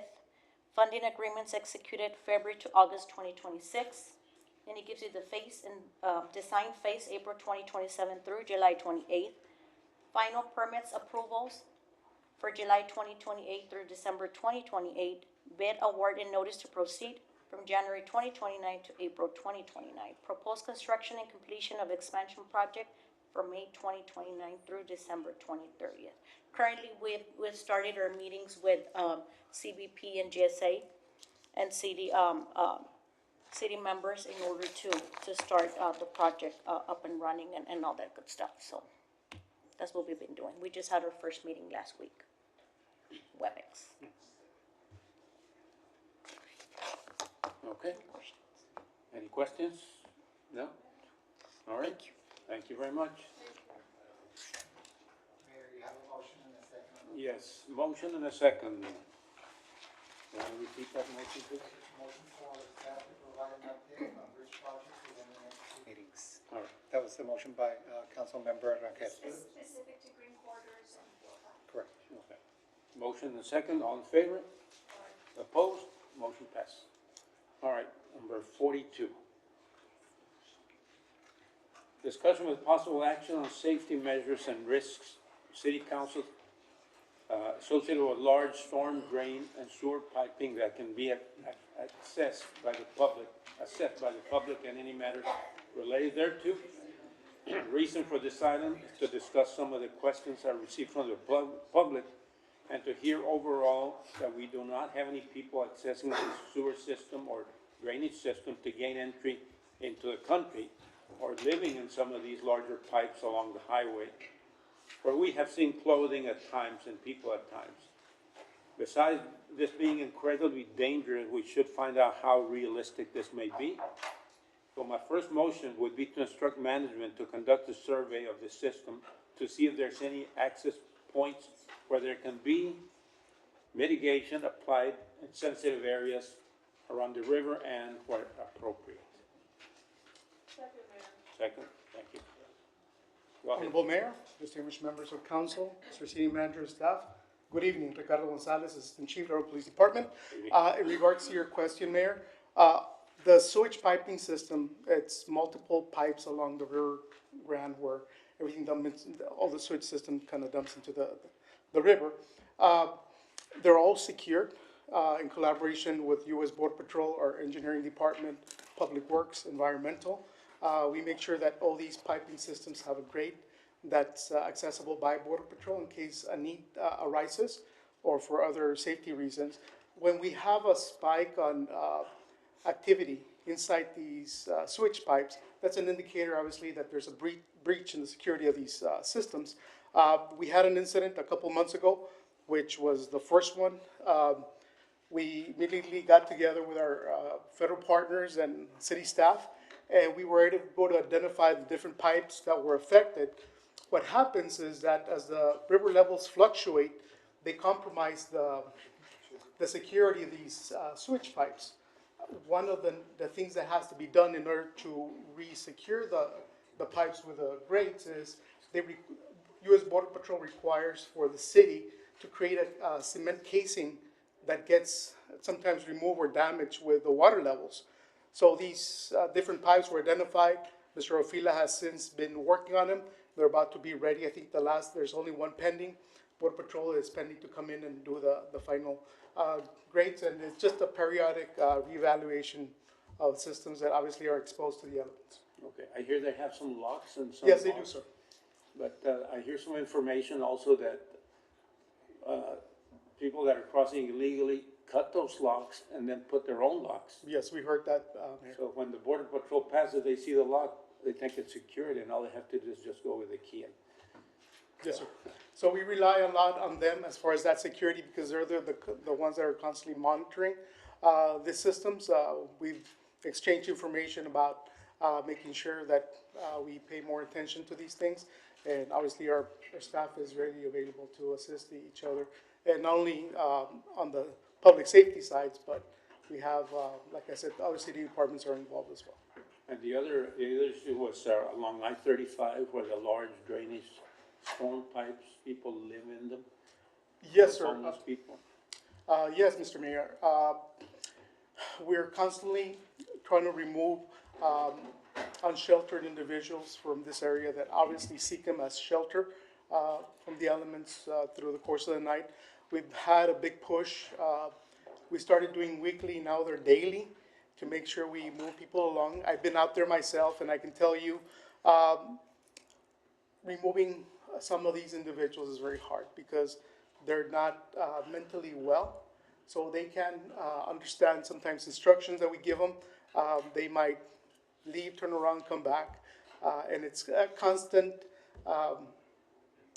pressure removing from these areas that are unsafe for everybody, not only them, but the general public. But we're working with a lot of our social stakeholders, social workers to be able to provide services, but it's very hard without a commitment order of somebody to voluntarily seek a lot of the services. So we're trying to go out there not only through enforcement, the enforcement component, the cleanup component, we're partnering up to make sure that we do outreach services as well. Are those drainage drainages on I-35 TxDOT? Does TxDOT do that? Or? Yes, I believe so. Yes. Yes. All right. Okay. Go ahead. Had a question? So, could we get a follow-up on potential solutions? Because thank you, Mayor, for bringing this forward, but I do know that several times people have gotten stuck within the sewage systems. Yes, we can come back with an update once they've all been secured. But like I mentioned before, I can be, or a representative from the police department here before you to tell you that we've secured these switch pipes, but we can have an event on the river that wipes a couple of them away, or the criminal element that compromises the security, and we have to come back again and so forth. But we can definitely do it. Okay. Thank you. Okay, we have a motion. Do we have a second? Motion second, all in favor? I'm sorry, Mayor, can we have a repeat of what the motion? Yeah, repeat the motion, please. The mayor's motion was to instruct management to conduct a survey of the system to see if there are any access points where there can be mitigation. That was a motion by the mayor. Motion second, all in favor? Opposed, motion passed. Number 43, discussion with possible action to request and support federal funding for I-69 and any matters related thereto. Agenda item was created as part of the request of the I-69 Alliance that I belong to, and is to pass a resolution. And my motion would be to pass a resolution to support and advocate the I-69 Alliance for future interstate highway formula program in the next surface transportation bill. And the bill will read as follows. Little background: the bill expires in September 26th. And congressional committees are in the process of now creating a new bill. So there's something to be read in regards to the resolution. Can you read it, Mr. Secretary? Yes, Mayor. A resolution supporting the future interstate highway formula program, whereas the United States economy must have the world's preeminent surface transportation system, and whereas the future interstate highway formula funding program will establish a predictable and stable level of federal funding to support development of congressionally authorized future interstates, including I-69 stretching from Texas to Michigan, and will address the need to focus federal transportation funding on projects that provide national benefit. And whereas the formula funding program will provide needed investment in the next generation of the interstate highway system to keep pace with growing population and efficient freight movement demands, and whereas the purpose of interstate highway system is to provide a safe, efficient, and highway capacity roadway network for the movement of people and goods, and whereas highways meeting interstate standards substantially enhance safety for the traveling public while addressing emergency evacuation needs, and whereas the purpose of future interstate highways is to expand and enhance the national transportation network by identifying and developing key corridors that will eventually meet full interstate highway standards with the goal of supporting 1, national connectivity, 2, freight and economic development, 3, cross-border trade and international commerce, 4, national defense, 5, emergency evacuation, and 6, transportation modernization. And whereas there is currently no dedicated federal funding to plan and construct future interstate highways, and whereas international trade has grown from $39 billion in 1956 to $5.8 trillion in 2023, an increase of 14,700% in 67 years, and an annual growth of 119.4%. And whereas entry into NAFTA 1994 and now USMCA 2020 strengthened trade with Mexico and Canada, and as a result, land ports of entry became critical, especially for energy, agriculture, and auto parts trade across North America corridors. And whereas initially trade across the United States moved primarily east, west, and the original interstate highway system was built to serve the east-west movement. And whereas today the United States, Canada, and Mexico are each other's largest trade partners for oil, energy, automobiles, electronics, and agricultural goods, and it is common for materials to be procured from one country, produced into goods in a second, and then marketed and sold in a third. And whereas the national shift from manufacturing-based economy to services and technology, a significant rise in consumer spending, e-commerce, and just-in-time logistics. This growth in freight further highlights that highways are critical for supply chains, and whereas despite the authorization of a 40,000-mile interstate highway system by Congress in 1944 and the initial designation of 37,700 miles in 1947, the total constructed mileage has significantly fallen short of long-term national mobility demands. And whereas by 1960, over 10,000 miles were completed, followed by rapid expansion to 20,000 miles by the mid-1960s, 30,000 miles by 1970, and 40,000 miles by 1980, with 92% of the system completed by 1986. And whereas incremental additions brought the system to approximately 42,700 miles in the 1990s, 46,747 miles by the early 2000s, and over 48,000 miles in the 2020s. And whereas modest mileage growth of interstate highways over the past 4 decades reflects the need for renewed federal commitment by expanding and modernizing the interstate system to meet the 21st century transportation, economic, and security challenges. Now therefore be it resolved by the City of Laredo supporting the proposal to include the future Interstate Highway Formula Program in the next federal surface transportation authorization bill, whereby federal taxpayers' funds are used for the national interest, ensuring strong federal role in surface transportation. Interstate highways were developed as a national interest, and future interstate highways should be the same. All right, thank you. That would be the sample bill. So my motion would be to pass a resolution to support and advocate the I-69 Alliance for Future Interstate Highway Formula Program in the next surface transportation bill. Motion second. All in favor? Aye. Opposed? Motion passed. Thank you. Great.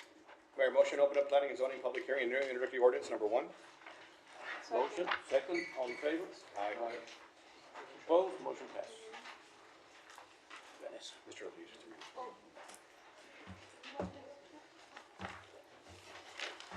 Mr. Rodriguez, please. Yes, thank you.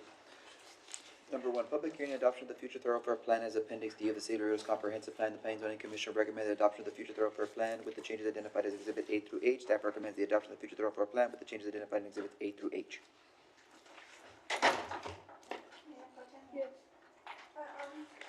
Are we going to see the future thoroughfare plan? Is there on track to be presented? It's in the attached documents. Do you have any questions specific on the plan? Well, yes, actually I do, and I think the public would be interested in seeing it too, but I do have a couple questions. Okay. Who do you want to call up? Who can present? Whomever's going to present it. Sure.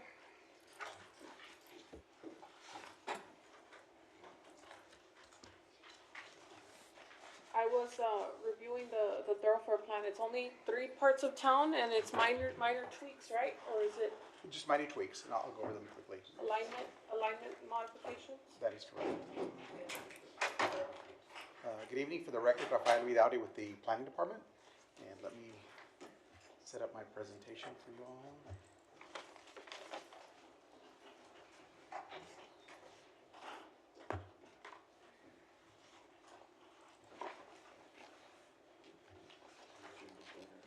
Okay. Just to give everyone a little background, the future thoroughfare plan is reviewed periodically. It's time now to bring it again before City Council. We brought it back last year during the month of September 2024 as well, and is adopted as Resolution 2024-R-302. And we did evaluate some of the future plans from TxDOT, upcoming master plans, so on and so forth. So this is the general overview of the future thoroughfare plan, and I'll go ahead and get into the initial points. The first one being a realignment of the future Vallecillo Road and North Lamar. This is over near FM 1472. And let me show you where that is on the map.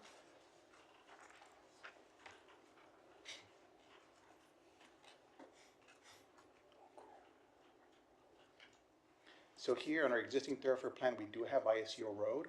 However, the plans that we received from recently for the new alignment would have it connect up to Muller Boulevard. And also, we're realigning the small section of North Lamar. Our next edit is a realignment based on the master plan for the area for Verde Road. Now, I have a question about Bethlehem Road real quick. Yes. Um,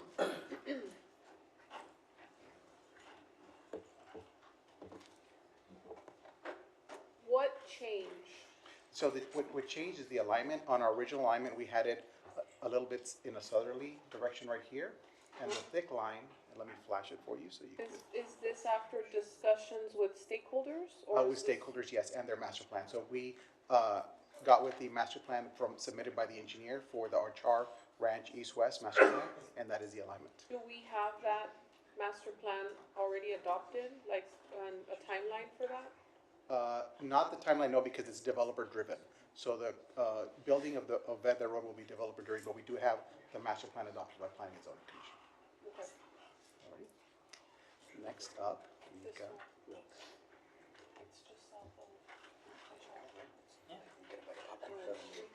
Next up, we have a realignment of this multi-way boulevard, which is currently unnamed,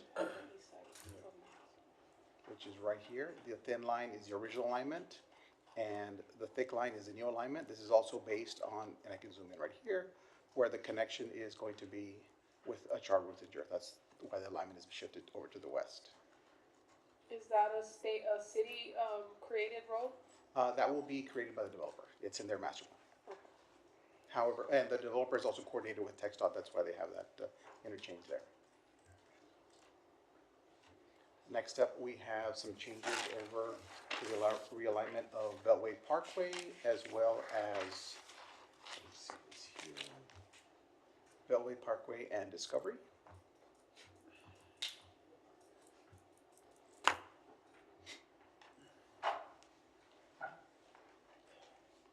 So this is the proposed Discovery Boulevard, which will be a portion of it will be coming up in one of the phases for this master plan.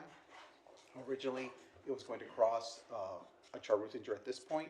However, working with TxDOT, they've shifted the alignment now to get Beltway Parkway over at the intersections. You can see the development right here at this point. So these are all just accommodations for the Hachar Ruthinger overpass? That is correct. That is correct. These are realignments just to make sure it all complies. Okay. Alrighty. Next up, we have a change over on Shiloh. And this change over here, we've integrated some of the coving elements under their master plan. We had it originally straight, so we're just realigning it, fixing those up. This one is actually a new addition. This is Clear Choice Drive. You can see a portion of it is already under construction, and we're just connecting it over to Champions Way. And I think Yes. Yes, sir. for Champions Way in the yellow, can you show where that goes northwest? Absolutely. Let me go ahead and zoom in on that one now. So originally we had Champions Way having this direction, but now the master plan for the coves ends here. And then further north, we have the Rodriguez Ranch master plan. And under theirs, they've actually provided some realignments as well. So that's where shifting it over to the And what's the east. status for connecting that? Because this is obviously two different developers who need to kind of meet in the middle. Right. So we've met with them and evaluated their master plans. They are actually meeting at the right point. So that's why also changing this alignment here for them as well. Is the blue really? No, Let me flash it for you. I know it's kind of convoluted here because it's a lot, but what I'm flashing here is the realignment. the thicker line. Yes, sir. Yes, sir. The thicker line. Next up, we've got Councilmember Gutierrez, did you want to make comment? No. okay. I know this can be a little boring, but No, sorry, I just want to make it as quick as possible. We don't need to go through all of them Okay. unless they have specific questions, like, because it's gonna take a while to go through every single roadway. Right. I'll wrap it. anybody- I'll go as quickly as I can. Okay, yes. All right. Next up, we've got in the area for Juan Escutia Boulevard. And originally Juan Escutia ended here at this point. So now we're extending it again, following the master plan for Rodriguez Ranch.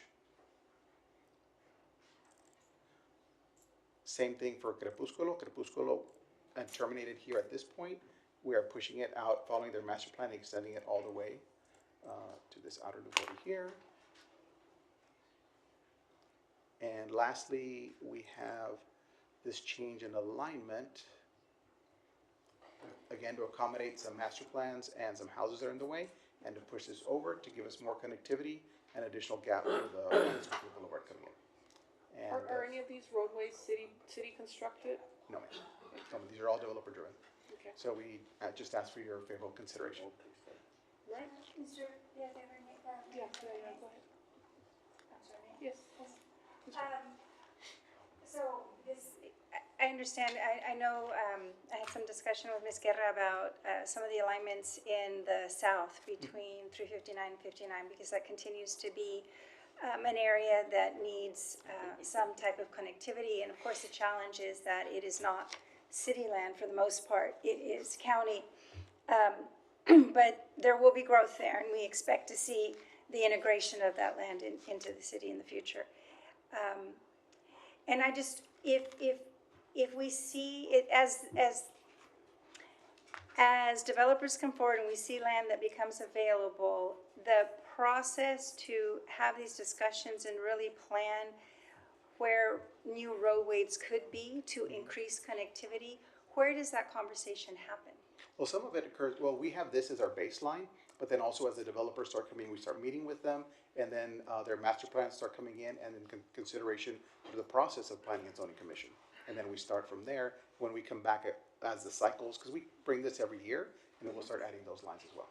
And if we're in as our roles in the district, and of course, we're traveling throughout the district and trying to get a better sense of what would make people's lives easier, where can our suggestions go in order to be developed, in order to be investigated for better connectivity? For better connectivity, I mean, we definitely meet out with staff. I mean, definitely we could look at that. Okay. All righty?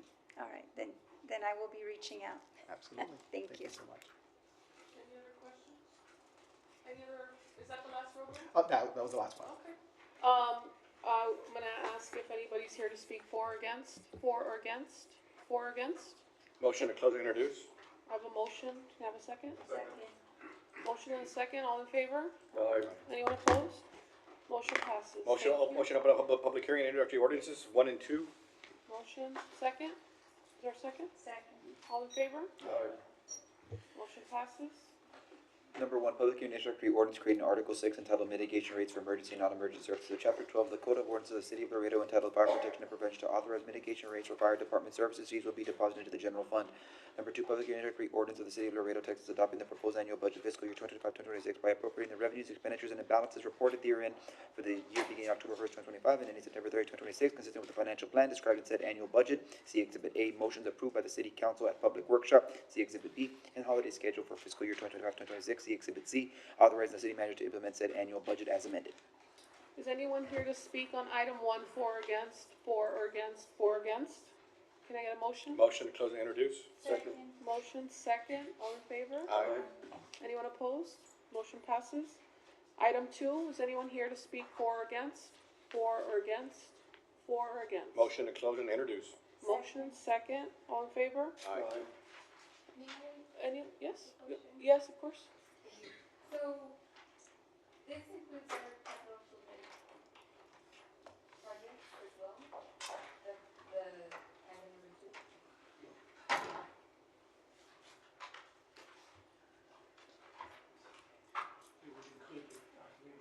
It would include the capital Well- improvement plan because it is a portion of the budget Correct. itself.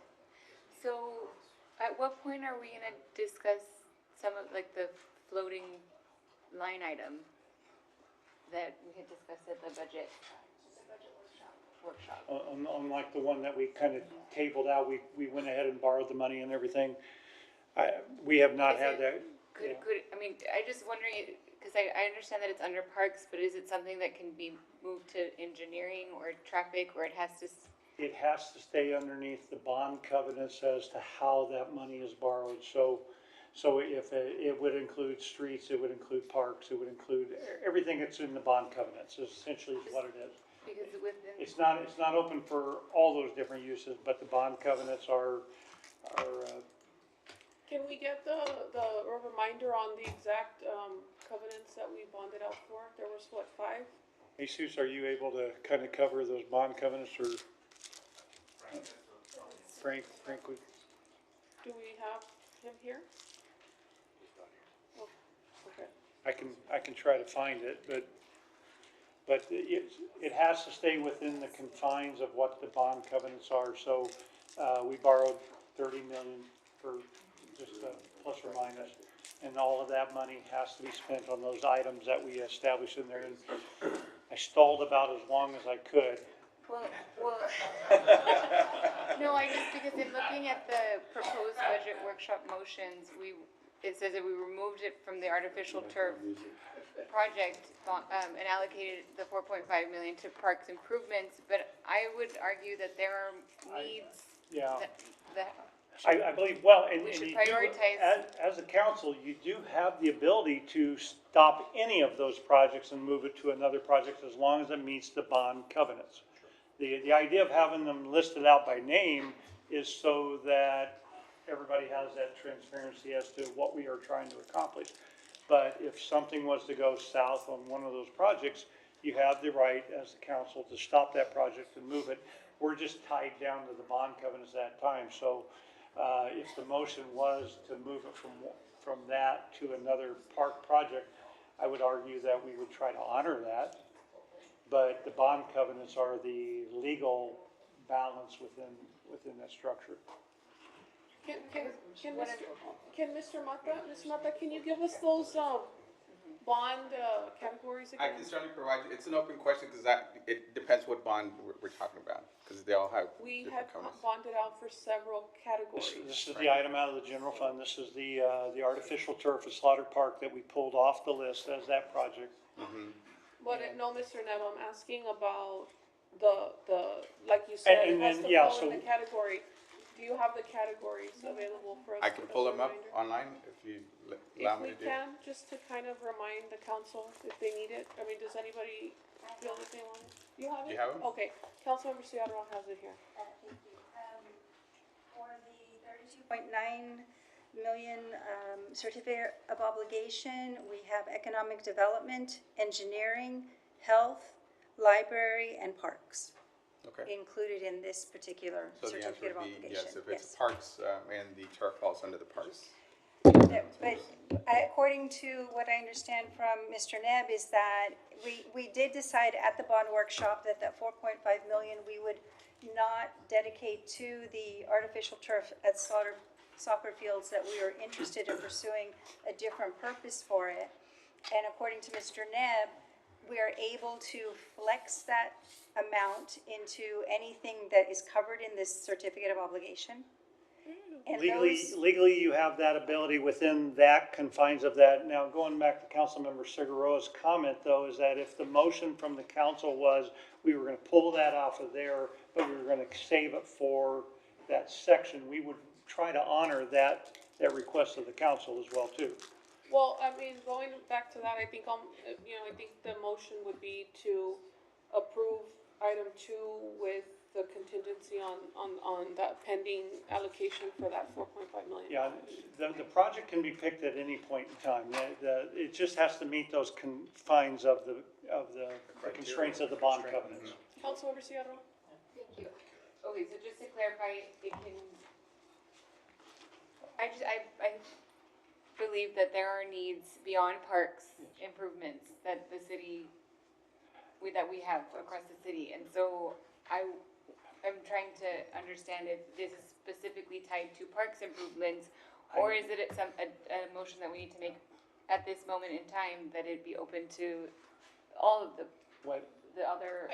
And Mayor Pro Tem, what I would recommend on this one is to approve number 2 with that, and then maybe do another motion and say we want to bring those funds back, because they're not dedicated to anything, and we do need to have them dedicated, but it's not tied directly to that budget, and then that way you can have that conversation and resolve that out. Well, I think the fact that it can go to engineering covers projects beyond parks. Okay, But I would like to make sure that the council is the one that establishes what that work is based upon, we can provide you data and everything, but I would Okay, so rather have for the this one, we council. have a motion and a second for this one to approve it.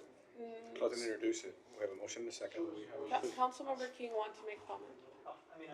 Yeah, just real quick, this is gonna be something that we have this 4.5 million of capital money that's that we didn't finalize where it would go in budget workshops a few weeks ago, and now we're in this limbo, and there's really any one of us can just bring back an item in a future meeting, or management can bring it back. It's gonna get, I wish we would have just settled it then, but unfortunately, here we are. So, like, we should, we should approve this, item, as it is, but since it is getting brought back up, it's just, Okay, well, just to clarify, point unfortunate. of order, it was already passed as is. My suggestion is we bring an agenda item to talk about that allocation of that monies at the next council meeting. That's good. Yes. Would you agree that we should just leave it open-ended and not preset the agenda item with a specific, idea and just kind of bring it? I think that's a good idea. We have the CIP list, so we can kind of either you have- pick something from there or.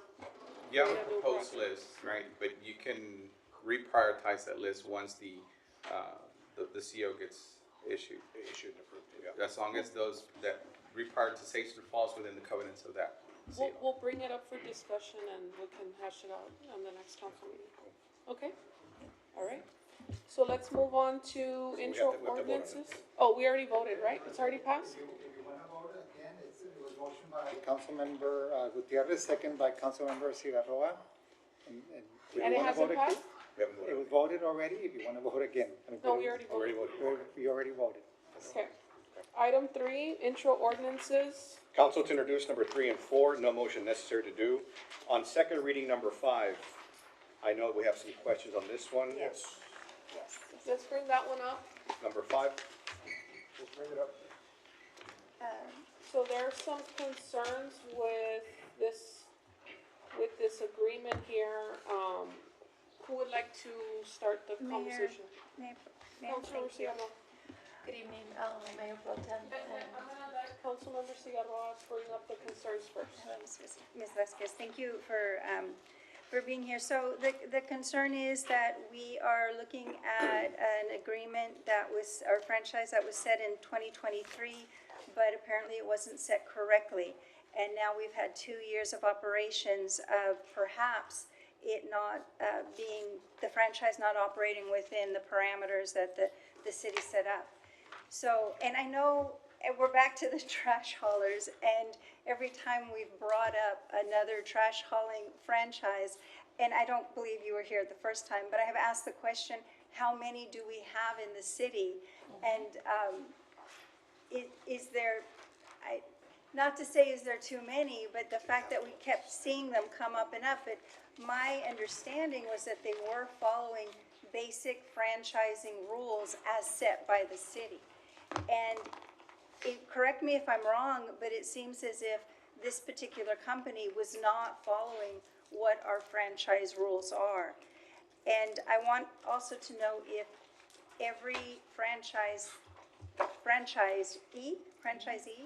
is required to have an account at the city landfill.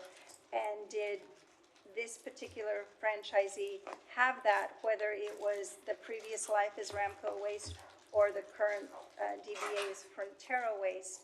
And has Frontera Waste been operating without the correct franchise? Can you answer that, Ms. Edison? Yes, good evening, Mayor Pro Tem and council members and management. We pass out a memo right now to all of you before we go, when you were at the executive session, and all the answers are here. So if you go to question, which one is the one that, number 6, and also, the first question that you ask us is how many are operating? Actually, we have 20 registered. Out of those 20, 17 are operating. The other 3, we already sent, as per with legal, we already sent the letter due to being dormant accounts. Okay? So the answers is here, and the backup that you have with the memos is all there. Ranco, the franchise in question, actually, we have the breakdown with the days under question 7. So they actually turned in their application in August 24, 2023. The first introduction ordinance, first reading, was in September 18, 2023. The second one was in 10/02/2023. The third reading was in 10/16/2023. As for the ordinance section B, section 8.3, he needs to wait 60 days. So on the waiting period was to start in December 16, 2023. He started business, actually the services in July 2021, the first beginning of the month. And within that period, which is the first quarter that he reported, was the third quarter of the year, which is from July to September. On that, during that period, he actually submitted to the Office of the Secretary of State the assumed name certificate doing business as. On September 3rd, he got that actually from data added to doing business as from Ranco. And you have a copy and that memo too where it started. So actually the difference on performing, it was 2 months. Okay, and from there on, even though he didn't update it on our files, which that's what this is third reading is, he was doing business as per the state of controllers. So all the information is attached. So he started paying his first quarter from July to September, and the copy of the first quarter that he started paying is also attached. So if you see the attachments on there from Exhibit 1 through 7, everything is answered by each question that you gave us this morning. So how many months have they been operating on the streets without having this approval from council? From, well, actually, when we found out, it was brought up to our attention, we passed it to legal. Legal authorized to move it forward because as per the state controller, it was a 2-month difference. Actually, they actually started performing on July, and they did the change on September. But here it says they filed paperwork in 2023. Yeah, but that's the beginning of the application to become a franchise. And with the city, you need to bring a first reading, second reading, the third reading, and then you have to wait a 60-day period so you can start doing business as. So when he got all his, everything that is required, it was until the end of December 2023. But he started working, actually, his business until July of 2024. But it's now 2025, and he's barely coming for the permission. So it's been over. Actually, from the quarterly, like I say, we gave all this information to legal, right?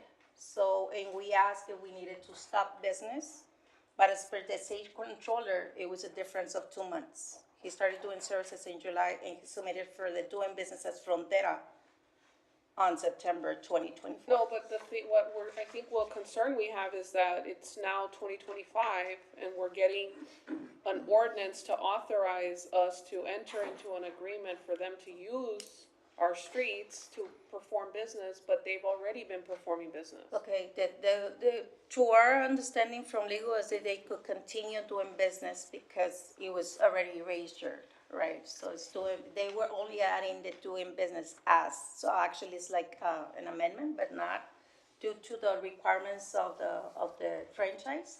I had to go through the 3 readings again. So they've been operating as Ramco. They've been operating as Ramco, so it's Ramco doing business as Frontera. They only added the Frontera. Just getting down simple terms, have they been using our streets without the proper agreements that everybody else has to follow? Have they been doing that? No, because they would be doing it if there's 2 separate entities, but it's the same entity. The DBA is not a standalone entity. So they changed their business name, but they're clarifying for the sake of our records, but they've only been operating as one company, and they've had a franchise. And they've paid all the fees. They don't owe us any money or anything. Does anybody on council want to ask a question? Councilor Seattle. Thank you. Does the city landfill accept cash payments?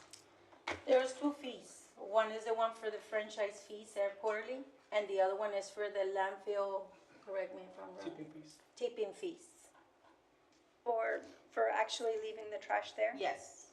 Okay. And so does the landfill is that an account that's set up with a bank account credit, or are there cash payments that are allowed? We had 5 accounts that were on credit on the tipping fees. Right now, since August 1st, everybody has an account. But before, we were accepting cash, check, and credit card and checks. Okay, so I'm sorry, you're saying that these 17 businesses, only 5 of them had an, Yes, because all the businesses started, actually, 13 of those businesses just opened on 2022.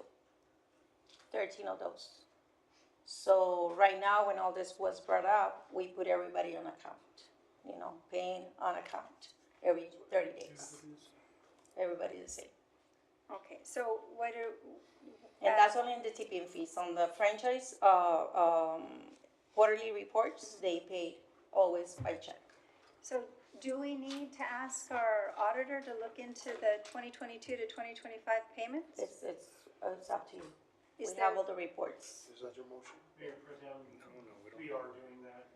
They are going into those conversations on our franchise agreements. Internal audit is. Okay. It's part of We're already it. doing all. Councilmember Campbell. Thank So you. I would like to make a motion just to table this item to make sure that we're doing the audit, and once they bring everything back, we'll look into this. Okay, we have a motion to table. Do you have a second? Second.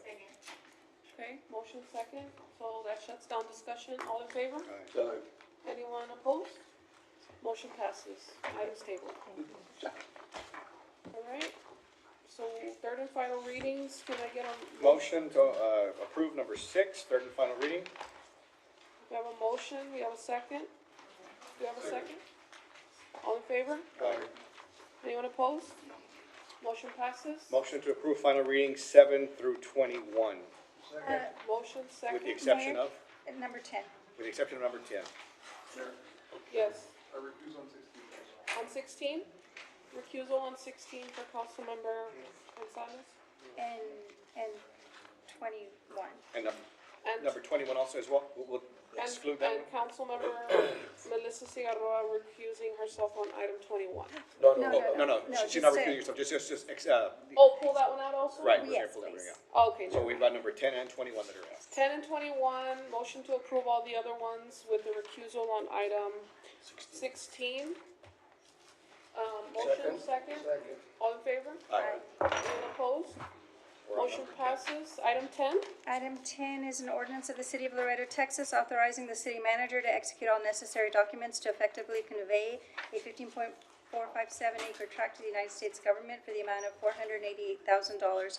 Parcel being a 15.457 acre tract, parcel of land more or less being called out of 933.5 acres, calculated as 930.219 acres. In portion 96, Stark County, Texas, conveyed to the City of Laredo, volume 1473, page 775. The parcel of land more particularly described by meets and bounds and depicted in an Exhibit A, and we were made part 2. I just want to move that when we approve this, to move to allocate that $488,000 to a separate fund outside of the general fund for the purpose of City of Laredo Riverfront Economic Development. And I'm do I speak, or do I need to wait for a second? we have a motion. Well, the complete motion? Yes, I wanted to explain myself, but that is the motion. Motion second, okay, go ahead. Thank you. So I'm asking to move this $488,000 into a separate account simply because this parcel is being sold for wall building. And we know that in not too far down the line, the City of Laredo will be facing these conversations again with the federal government about our riverfront. The City of Brownsville has already entered into negotiations with the federal government to take down existing wall fence, whatever you want to call it, in their downtown area. And they're doing it on the basis of being able to create an economic development project and provide the security that the federal government is looking for.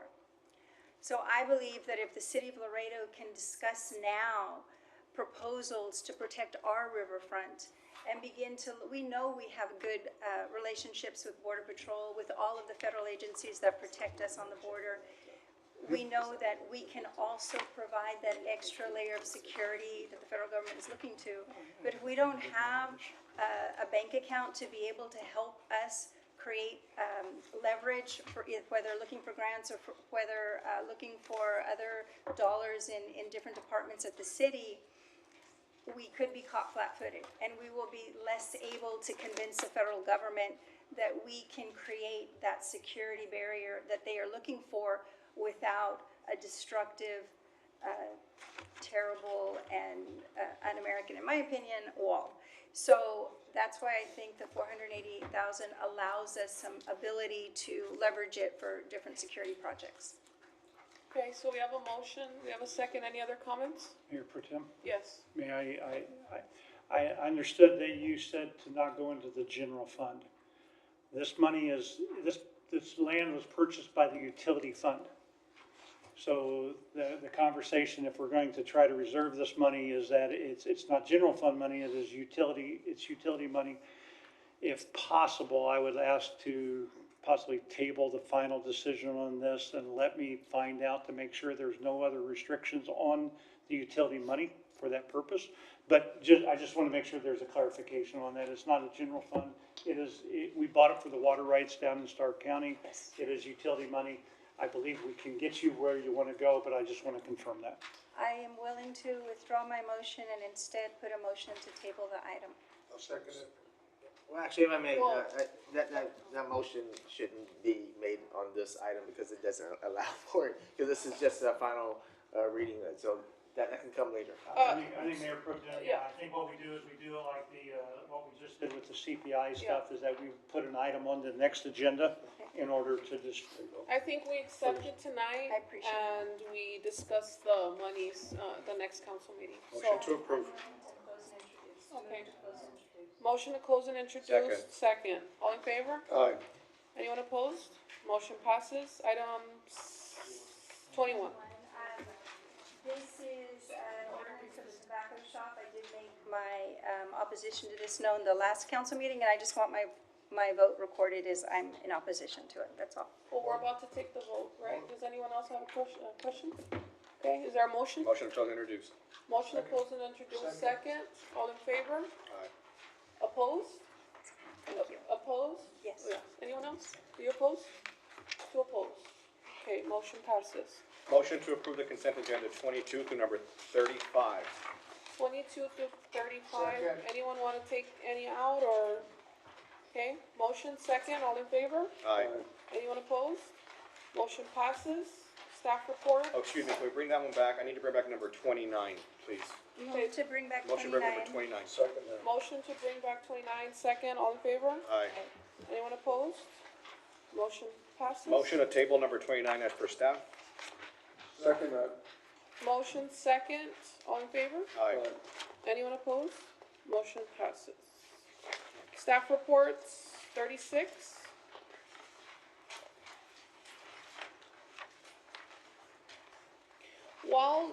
While you're up here, Ms. Tina, I would like to make a motion to bring up my item on the cashless policy, item 48. Second. Motion second, all in favor? Aye. Anyone opposed? Motion passes. I'm gonna read my item real quick, but you're here on 36 and 48 at the same time. So, discussion with possible action on restructuring the city towards a cashless policy across all departments and services, with discussion on centralization opportunities within the organization and any other matters incident thereto. And that goes hand in hand with your presentation, internal audit presentation. So we were having the internal audit committee meeting, and we were talking about some issues that, you know, have come up with the auditing process and staffing. And so I'd like for you to kind of go over some of the findings in your report, which I believe support the need for us to go cashless. You can see here, if you can kind of, I know your report's not that long, so if you can kind of go over with the council Sure. some of your findings. Good evening, Mayor Pro Tem, members of City Council, Tina Rodriguez, Internal Auditor.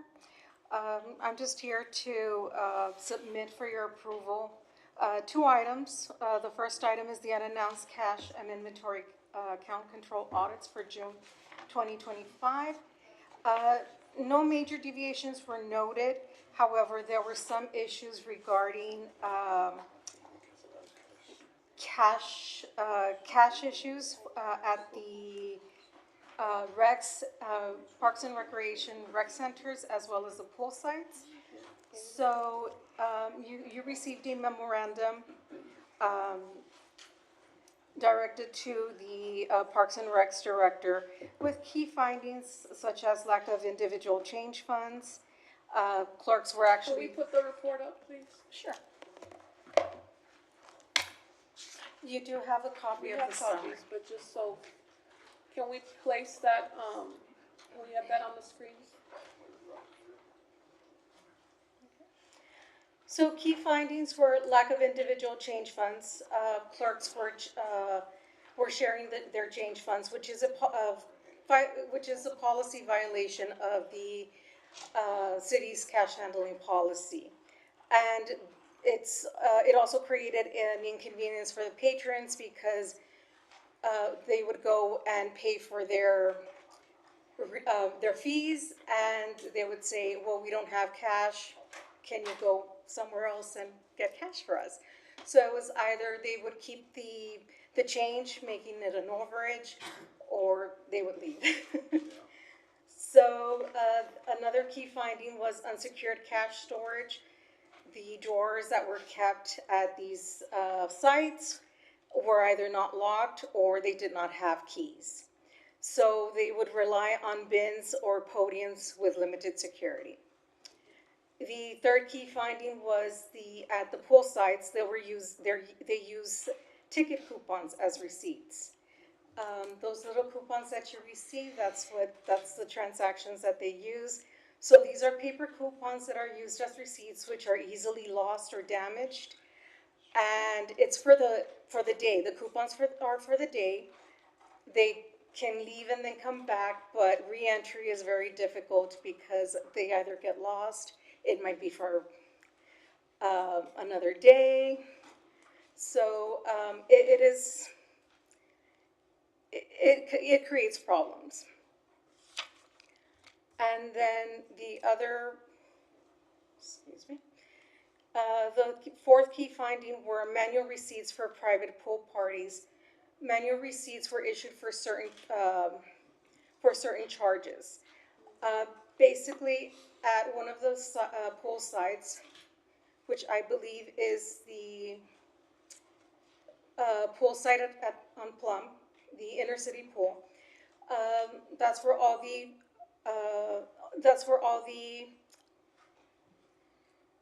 I'm sorry, lost my train of thought. The pool center on Plum. The pool center on Plum receives all the party pools, basically the rentals of the pools on the other pool sites. They were receiving manual receipts. We do not want manual receipts because monies tend to get lost. Money tends to not be accounted for. Bless you. And the last one is number 5, pool rental permits forms are not pre-numbered. Again, these rental forms everything should be pre-numbered. Everything needs to be computerized. So we did make some recommendations. I do want to stop you here. I do want to point out that, the staff does have to drive around to all these locations physically and also calculate monies.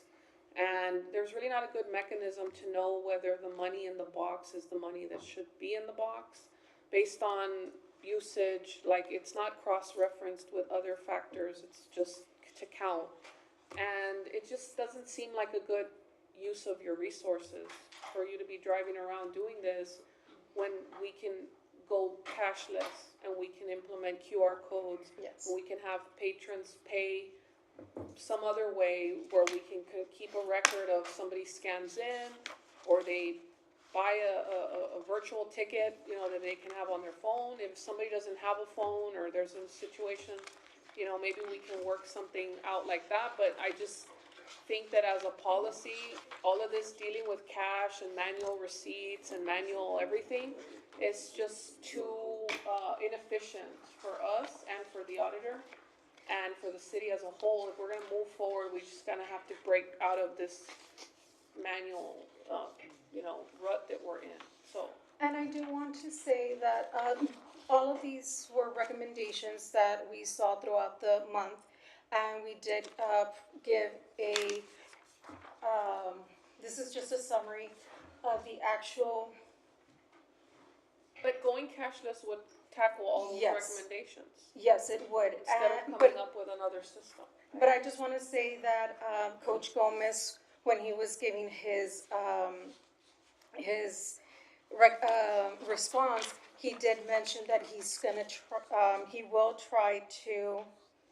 We will be addressing on different process payments to avoid coupons as receipts, such as online payments. So it has already been in the works at least with Coach Gomez. Yeah, Councilman King? Mayor Pro Tem, yeah, I appreciate the item. I just don't think, given some of our population, some people don't have access to cards, smartphones. I just think there's too many people in our city that we would be adding a disconvenience to. I think we should be able to get our stuff together and be able to properly accept cash and a valid US currency. I just can't, I want to agree with this item, but I can't because I just think it's ultimately says we can't get our stuff together to actually accept cash properly, so we're gonna just go cashless. And we just have too many people in this community that can only pay with cash, that I can't support this change for the entire city. Okay, So. Councilmember Sierra? Thank you. It does note here that there is software that actually allows for party payments, right? Pool party payments to be done online, and it just wasn't functioning at the time that you did your audit. So there is a system. I think our IT director would like to speak a little bit about it. And I would also like to know from you how much of a cost would it be to do this change from not cash to, from cash to not cash? What extra expenses would we incur if we were going to do that? Good evening, Mayor Pro Tem, City Council, Joe Rivera for the record, IT Director. Yes, so, and in the report from Risk or Audit, we are looking at a system that they have right now currently called RecPro. And as a matter of fact, as part of our changes that we're doing around online payments, we've talked about this before. We are in the middle of, or at the beginning of changing out the Parks Department software system from RecPro to something called DaySmart. That system, we are going to be not only turning on online payments for all park services, but we can manage what payment types we allow. So if we decide that we only want to do credit cards or electronic payments, we can do that. We could also turn on ACH payments, which are electronic checks. But we are right now in the middle of getting these changes in place for parks, where again we are going to be able to change the model as to how the community pays for their services. And may I follow up? Just to follow, would that system also allow for cash payments and the recording of it? Because it seems as if the receipt system is where the breakdown occurs, and perhaps a system that allows to record, even if it's electronically, that payment would encourage the accountability, or would create the accountability that we want to see when we have a cash payment system. Yes, so if we adopt it for all services, your pool parties, your whatever the services in parks are that we want to account with this, we are also intending to use this at the Buena Vista Park as a POS system for concessions. So it has a full capability to do all of these things. We just need to decide, as we're starting to configure the system, how we're going to use it, how we're going to implement it. It will most definitely be an invoicing or receipts system. So again, it's just the way we set it up and configure it that's going to dictate how we're going to proceed. Let me ask a question on that. Is there a way to have a machine that they put the cash in and they get a ticket, like you put your cash in, you get a ticket. Cause I think Like a we're talking about the ticket pool stub. use, but other services like renting for parties, I mean, there's no reason for us to be taking cash for those types of services. You know, it's, the option just creates and then you have to have the auditors driving around town. You know, they went to El Eden pool and they found $3 in the box. How much time and gas did it take for y'all to get over there? And then there's no way to cross-reference whether the $3 actually is applicable to the amount of people using the facility. So it just, from our standpoint, like for us as a city, we have to find a way, I guess, to accommodate. So Yes, yes. Oh, Councilmember Gutierrez and then Councilmember Nava. Two things. First of all, I'm in favor of this. The only issue I see is the possibility of having people, like Councilmember King mentioned, not being able to pay because they don't have a bank account, they don't have a checking account, they don't have a credit card, and that's difficult. That's a lot of our population, and we need to realize that. Second is a question for legal, and I don't know because I've not been informed of the law in a long time. Is it even legal for a government entity not to accept cash? Because last time I checked, the US dollar is legal tender, and it should be accepted, especially in a government agency, which we are. I know a private business can certainly deny the use of cash, but can a city entity actually do that? I just don't know the answer to it. It might be a stupid question, but it's something I need to ask. As long as there's legal tender, but there's no requirement for cash. So the city can just say, no, we're not accepting cash, and that's the end of it. But logistically, there's issues, yes. Okay, thank you. Well, since we're talking about, collecting monies, and I'm not trying to put Mr. Garza here, I see him over there, I think he has I'm just wondering, RJ, the Metro, how do they work? Cause you collect funds when they ride the Metro. How do they collect? Do they buy a card? When they don't have cash? What do they do? RJ Garza, Transit Director. And I'm sorry to put you on the spot, Mr. Garza, No, but I know that I'm you're glad you you're a mentioned that. I was person. thinking the same thing, like, Metro, we wanna go cashless. We wanna get out of the cash business eventually, and we're moving in that direction, but we have fare box systems that they'll be able to use cash or credit card or things like that. We do have machines at the lobby that people can put money in, get a ticket, but that's all, with that technology. So I don't know if there's any technology available for like pools, but that's how we do it. But we want to get out of the cash business because it takes time to count the cash. You have to have people to count it. So, okay. Yes. Mr. Knapp, similar to what we did with the shortened work week where, we asked you to come back, because I guess the issue I have with the item is the word all departments and services, so if we could work on, like the $3, like I get that, like the waste and all that, but, if we could, if the motion would be accepted as an amendment to, like, to have staff review which departments this type of policy makes sense to have, and go department by department and have new SOPs for each department. That when it makes sense and it's feasible, and it won't disenfranchise people for like critical services. Mayor Pro Tem and Council Member, I think that's not a bad, I appreciate that ability to do that. We do know that the kiosks are being used in Austin, San Antonio, Dallas, Houston has them. Houston and Dallas both use the kiosk actually for parks and recreation stuff. So that may be a very viable solution to kind of hybrid across the two of them, rather than to eliminate it altogether, located in those general areas where it makes the most sense based upon the audit. And we can probably work our way through it. The one thing that we have to watch out for, at least when I was trying to figure out where that goes within that compromise, we have to make sure that our software actually collects it within that system. But I love the idea of having it, put the money in, you take the ticket out, and that's your pass. Essentially, that's your receipt as well too.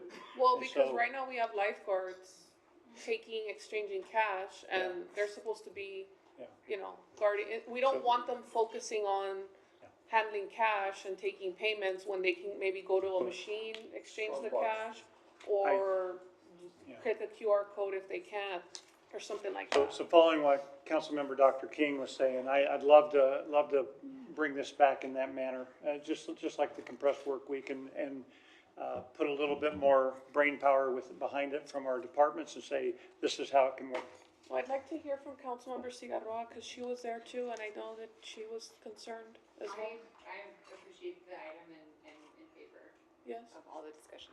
I think that I'm okay with like a study or bringing recommendations, but I don't want a plan that's too much, still kind of set in the ways that we have been, because I had been talking about implementing a virtual way to pay on the Metro for a lot of years before we actually got to that point.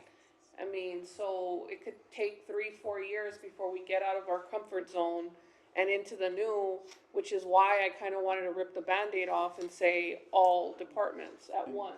And Mayor Pro Tem, yeah, very quickly, if you listen to what internal audit was providing, we're not following our cash handling process. So if we are going to take cash, it has to be handled in a certain fashion. That's the thing, that's the primary thing we have to fix, and then we can move into the cash handling piece as well too. Councilor Cigarroa? Yes, thank you. I would be also concerned about the collection of taxes, because I've been to the windows, and many people, and I assume they're manual labor workers, pay in cash when they're paying even their big bills. And so just with the same concern about not wanting to exclude people from paying, but appreciating the fact that we're gonna have a better way to do it, where it does make sense to implement some type of, the kiosk sounds great. I think that would be perfect, because people who have cash have a way to convert it. I think if we need to just remain sensitive to what the demand is for people paying cash for even the bigger bills. I think the motion here would be to have management give us back a plan on how to do this and how to handle situations that were brought up by the council in terms of paying their taxes versus paying for the pool, and also accommodating residents who have a higher tendency to pay with cash, and figuring out a way to handle that with some kind of implementation of a kiosk, but to bring us a plan and a cost associated with it, so we can consider whether that's the step we want to move forward with. So motion, second? All in favor? Aye. Anyone opposed? Motion passes. Modern world approach. A modern world approach. Thank you. I think we're good. Yes, ma'am. A motion to approve her auditor's report? Second. Motion second, all in favor? Aye. Anyone opposed? Motion passes. Item 37. Thank you.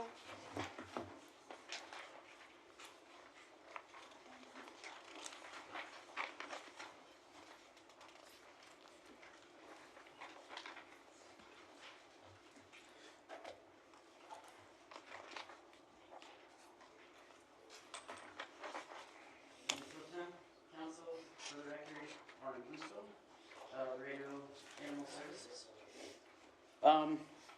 This is our budget presentation, which is a little late, but better late than never. It was asked for our organizational structure. Most items have not changed in the past year, with the exception of moving one of the operations manager above kind of the other two. That is the only difference. Currently, we have 44 FTEs. At the time this was created, there was 4 vacancies and 3 in the interview process. Accomplishments of 2025: GPS monitoring for the ACO units, community voucher program, which we actually utilized all of the vouchers for that program. There has been a sharp increase in adoptions and fosters, increase in enforcement activities, and an increase of over 300% in community engagement. Great. As you can see, even with this, the stray intakes have gone up about 20% since 2022. our citations also have increased over since 2022. And this is year to date, so this is like January 1st. Well, this information's about 2 weeks late, but nonetheless, we have seen a sharp increase. So, let me go back real quick. I'm sorry. 2025, we're halfway through and you have more in half the year than you've had in other full years? Those are all the same timeframes. Oh, okay. Yeah. So at this point in time? Yes. Okay. Yes. I know this is kind of a sensitive issue, but we also did want to highlight that the died in care, which is animals that have died in the shelter, normally they're neonatals and failure to thrive, but as you can see, there's been a drastic decrease over the course of since 2022.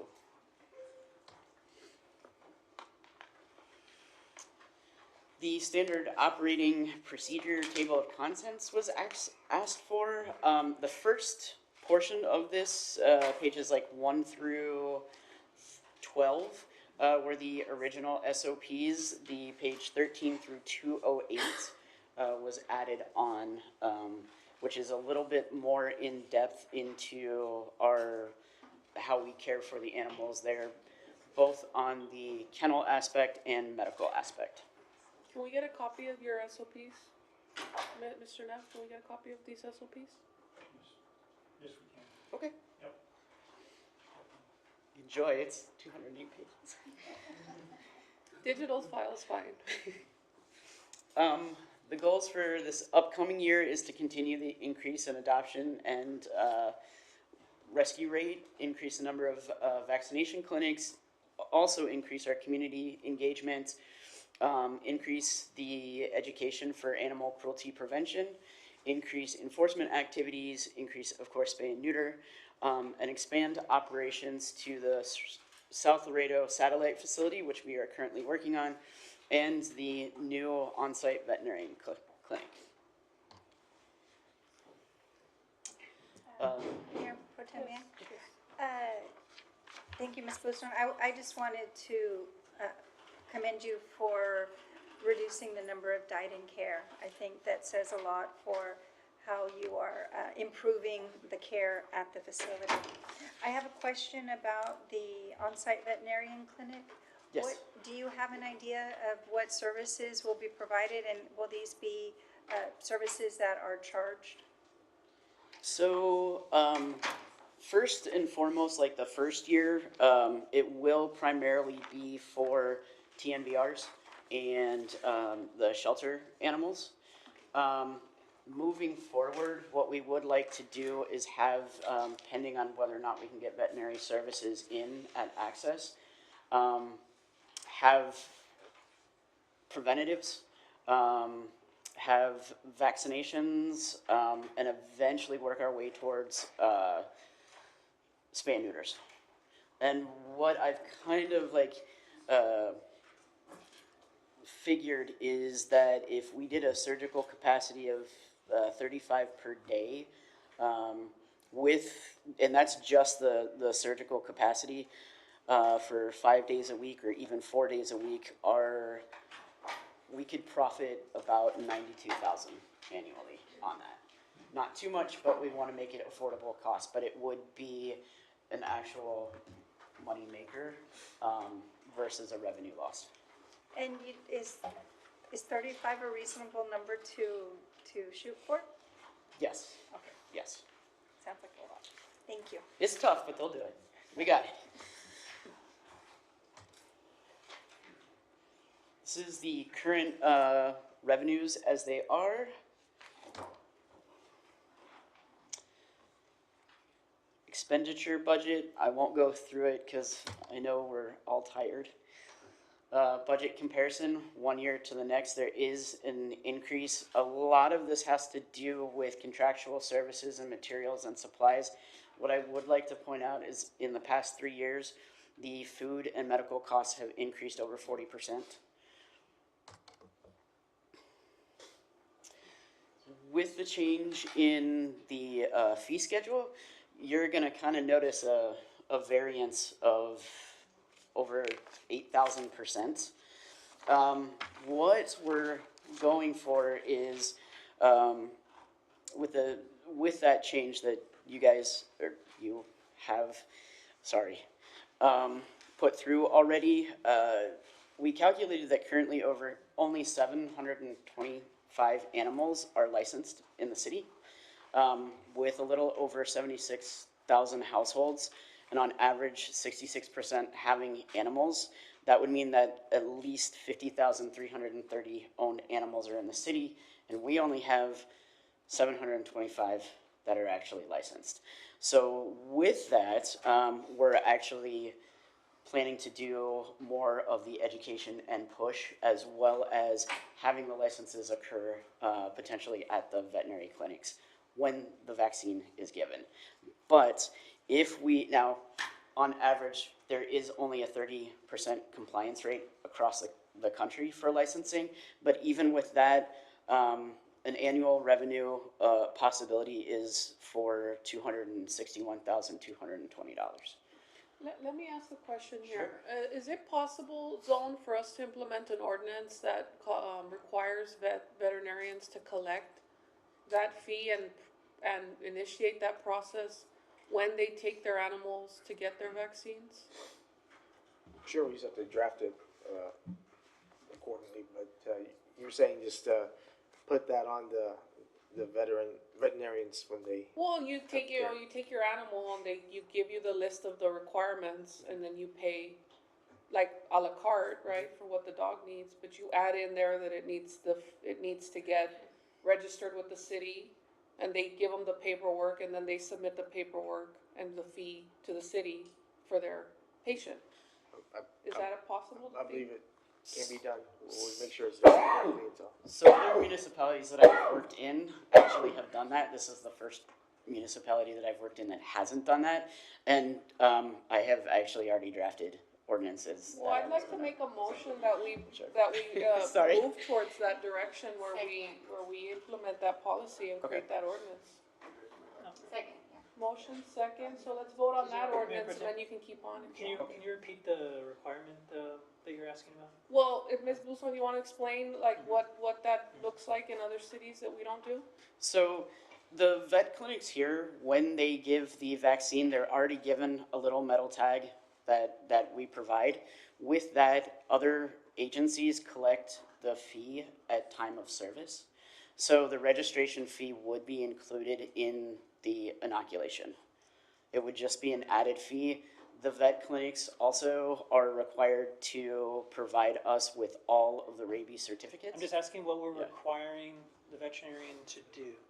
Provide us with the rabies certificates as well as the fee that was adopted in the new fee schedule. And this is the only municipality that I have been in that hasn't done that. Councilman O'Neill? Mr. King's done, okay. Are you done, Councilman King? Yeah, I was just asking because it was going through my mind that we would never ask or the city would never get involved in requiring a private physician, for example, to give us, this is different because it's affecting the public health as a whole. I was just trying to wrap my head around the idea, but thanks, yeah. Yes, Councilman O'Neill? Quick question, is there a program that you already used before that the veterinarian can use so that when they upload it, you can go and reference it back to them and say, you know what I'm trying to So tell you? interestingly, the software that we use, PetPoint software, it actually integrates with a slew of veterinary practice softwares. So they would just literally enter it into their computer system and it could automatically update. So it'll be all in the system, so if let's say an animal gets out of their pet's hands and, runs away, we get a hold of it, we go look into it, you can find the veterinarian and possibly the owner at the same time. Based on the number on the tag, yes. Okay. And on the chip as well, if I'm not mistaken. Yes. Yeah, because I believe part of the reason why people are not complying is that they don't realize that they need to comply. It's Yes. too much to keep up with, right? But if you go to the vet and they tell you this is what you need a registration, you need this, and you pay all that to them, and then they, hand it over, send it to the proper authorities. and it increases the, obviously, not just the revenue, but the compliance of individuals in the city with their animals. Can you just bring us the fees of how much would it cost to register? Yes. And so we can have it public and then maybe have it, okay, so maybe then have it for PIO, just when we do have the ordinance, so they can have it and just place it on the website. Absolutely. All right, appreciate it. Thank you. Another thing too is like the litter permit fees. I don't think people realize that they have to pay a fee to have a litter and right? I think there's a lot of items within the ordinance that people don't realize. And I think that it is our responsibility to do that educational push towards that. In the upcoming budget cycle, we are trying to put a little bit aside for marketing and education specifically for ordinance compliance. I think is Miss Dr. Chamberlain, you have a marketing person, right? A PIO within your department? Right. Mr. Neb, maybe it would be just a matter of designating a campaign to that PIO department so they can help out with this, so they bring awareness. We actually have a PIO that is now actually operating out of Lax building right now. It's new. So she's only been there for about a week or so, but hopefully you're gonna see a lot more of this coming forward now that we have some availability with a PIO who's centrally located at the facility. Okay, great. Okay, so any other concerns on this ordinance? That's it. Okay, let's take a vote on that. And Mayor then Pro Tem, she can continue. I'm sorry, this agenda item is only to hear the budget. I believe the directive can be to bring back an ordinance for y'all. Okay, so we'll bring it back at the next meeting. Right. Thank you very much. Councilman Gonzalez, well, she's not finished yet, right? Councilman Gonzalez? Oh, you're not finished then? No. No, unless you have a question, I can. No, my question stop. was for your field officers, FTEs. Is that in the presentation? Some of the fees are. No, the field officers. FTEs. Full-time employees. Oh, full-time. I mean, we can go back. It's 11. I didn't see it. Whoa, sorry. Okay, 11 animal care workers and 11 ASO1s. Okay, and let me ask you this, Ms. Bluestone, because I know we get a lot of strain from the county outskirts area. I know there's dumping sites throughout the city, and they're really draining our resources at the city. And I don't see much getting done to help us from the county side. For the population of the city and the surrounding areas that you're covering, how many field officers are you supposed to have, and how many do you have right now? So currently we have 11 ASO1s, which is the primary. Those are the ones that really focus in on the calls. If you look at national statistics with the call volume that we do have in the population, it should be about 23. So we're less than half. Yes. Yeah, and like I said, and it's even broader because of the county issues that we have. Those dumping sites from Penita, Cenizo, Rio Bravo that operate through Highway 83 and all. You answered to all that, correct? If they enter within the city limits. That's what they do, Yes. so you can pick them up. I hope. I know you didn't ask for request for any positions this year, right? Correct. And the city's gonna grow. It continues to grow. I know we've been changing so many zonings to residential and seeing so many rooftops and grow. With working with 11, and I've seen you firsthand strained your department as well. I wouldn't want to see you pack up and leave. You've done so much. I mean, statistic-wise, I've seen it, and I'm sure management has as well. Hopefully the department has the support from management, at least for one or two, at least based field workers, so the department can continue to grow as the city grows as well. And just to alleviate those issues with the county, I don't see a solution. They're gonna continue doing it. There's nothing we can do. But with 11, and the work that your department has has had in the past year. It's just, it's just amazing. And hopefully you can have the support from management and or from council. Like I said, just a very base pay to get you one or two field officers out there. I've seen you firsthand how strained this department is, and Mr. Chamberlain and Ms. Bluestone, I've seen it as well. And like I said, I just wouldn't want to see you pack up and leave us. So. No, I appreciate that. I'm very fortunate that I do have a lot of support from certainly council, Dr. Chamberlain, and city management. I think it's more of a question of feasibility when it comes to budgets. But what I can promise you is I will continue to ask until I'm blue in the face. That won't stop, I promise you, and kind of bug them. But we'll hopefully get if we can, absolutely more of a team out in the field. Councilmember Ciudad. You're good? Councilmember Gonzalez, did you want to take any? I just want to make a motion at least for management to look into this, help this department grow a little bit because. Second that motion. Yeah, just a directive because there's no as needed on this budget item, just proposal. It's just a staff report. Okay, yeah, just a directive to see if anything before October can be done. Like I said, we're going to continue growing in this department, it's depleting, but providing bigger results. Yes. I just want to thank you for your service. I also want to associate myself with Councilmember Gonzalez's comments about your dedication to the service and making real improvements, which is what the community has been asking for, and I think we're seeing it. So thank you so much. I appreciate that. Thank you. Thank you.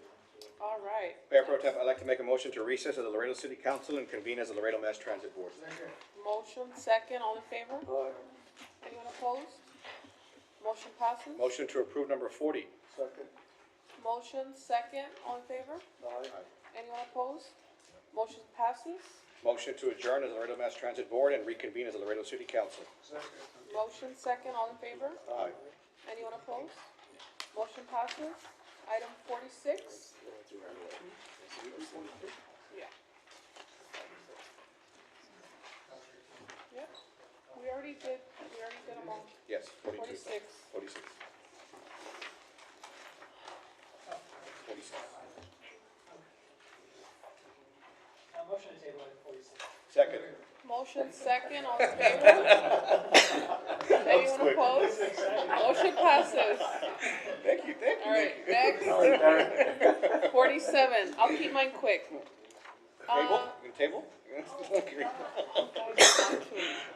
47, so discussion with possible action on the inquiry response from Midwest Sterilization regarding their plans to reduce ethylene oxide emissions and warehouse location sites for their sterilized products and any other matters incident there too. So we sent an inquiry back recently, and that was a motion, a directive from council to send them on inquiry. And their response was scarce, just to say the least. But they did reply. However, I had passed out a letter from TCEQ on all of your desks. Dr. Chamberlain, I don't know if you got that one, but can I borrow them? You're going to want to see it. Let me grab it from my seat real quick. There you go. You got it. Which is their construction permit and their construction permit was for the construction pollution, additional pollution. Yeah, so, just to go along with the item, there's an application from Midwest Sterilization on October 18, where they are requesting or a permit so that they can, pursue a project which would add more scrubbers and basically comply with the requirements of the rule that EPA came out with. And then on December 3rd, they actually rescinded their application. So it basically closed that project. And so in the response to the city, it says that they are intending to, and, you know, the letter's very, you know, very like, not that many paragraphs. And it says that they are going to make progress towards achieving the 2024 NESHAP requirements and complete all the necessary controls by April 6, 2026 deadline. However, these controls and these improvements are not mandatory right now because the Trump administration did waive the requirements by the EPA that the previous administration had implemented. So, in the letter that the city asked, we were asking if they were going to comply with the rule voluntarily and where they are storing their, products, what warehouse locations, and they did not make any mention of where they have them. And, they did not mention this, application to TCQ, and that they rescinded it. So can we, I would like to, I'll let Dr. Chamberlain talk if anyone has questions, but I would like to make a motion for us to resend an inquiry specifically asking them to clarify this letter to TCQ and why they rescinded, and if they're still planning on, you know, updating their facility to catch as much emissions as possible and reduce ethylene oxide in District 7 in the Mines Road area and on the big radius of where they have it in town, and also to for them to give us a map of where they have their products in warehouses. Second. Motion second. Does anybody have any questions? Go ahead. Thank you.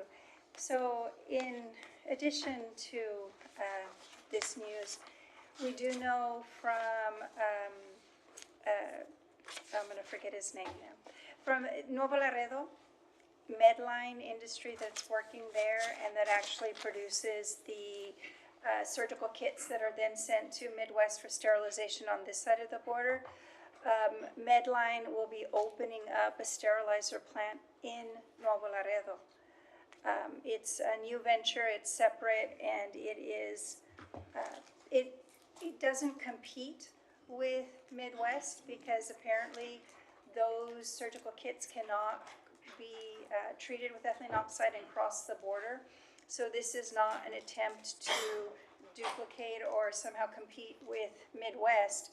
This is the country of Mexico taking the surgical kits that they are producing and then sterilizing them in Nuevo Laredo for distribution in their country.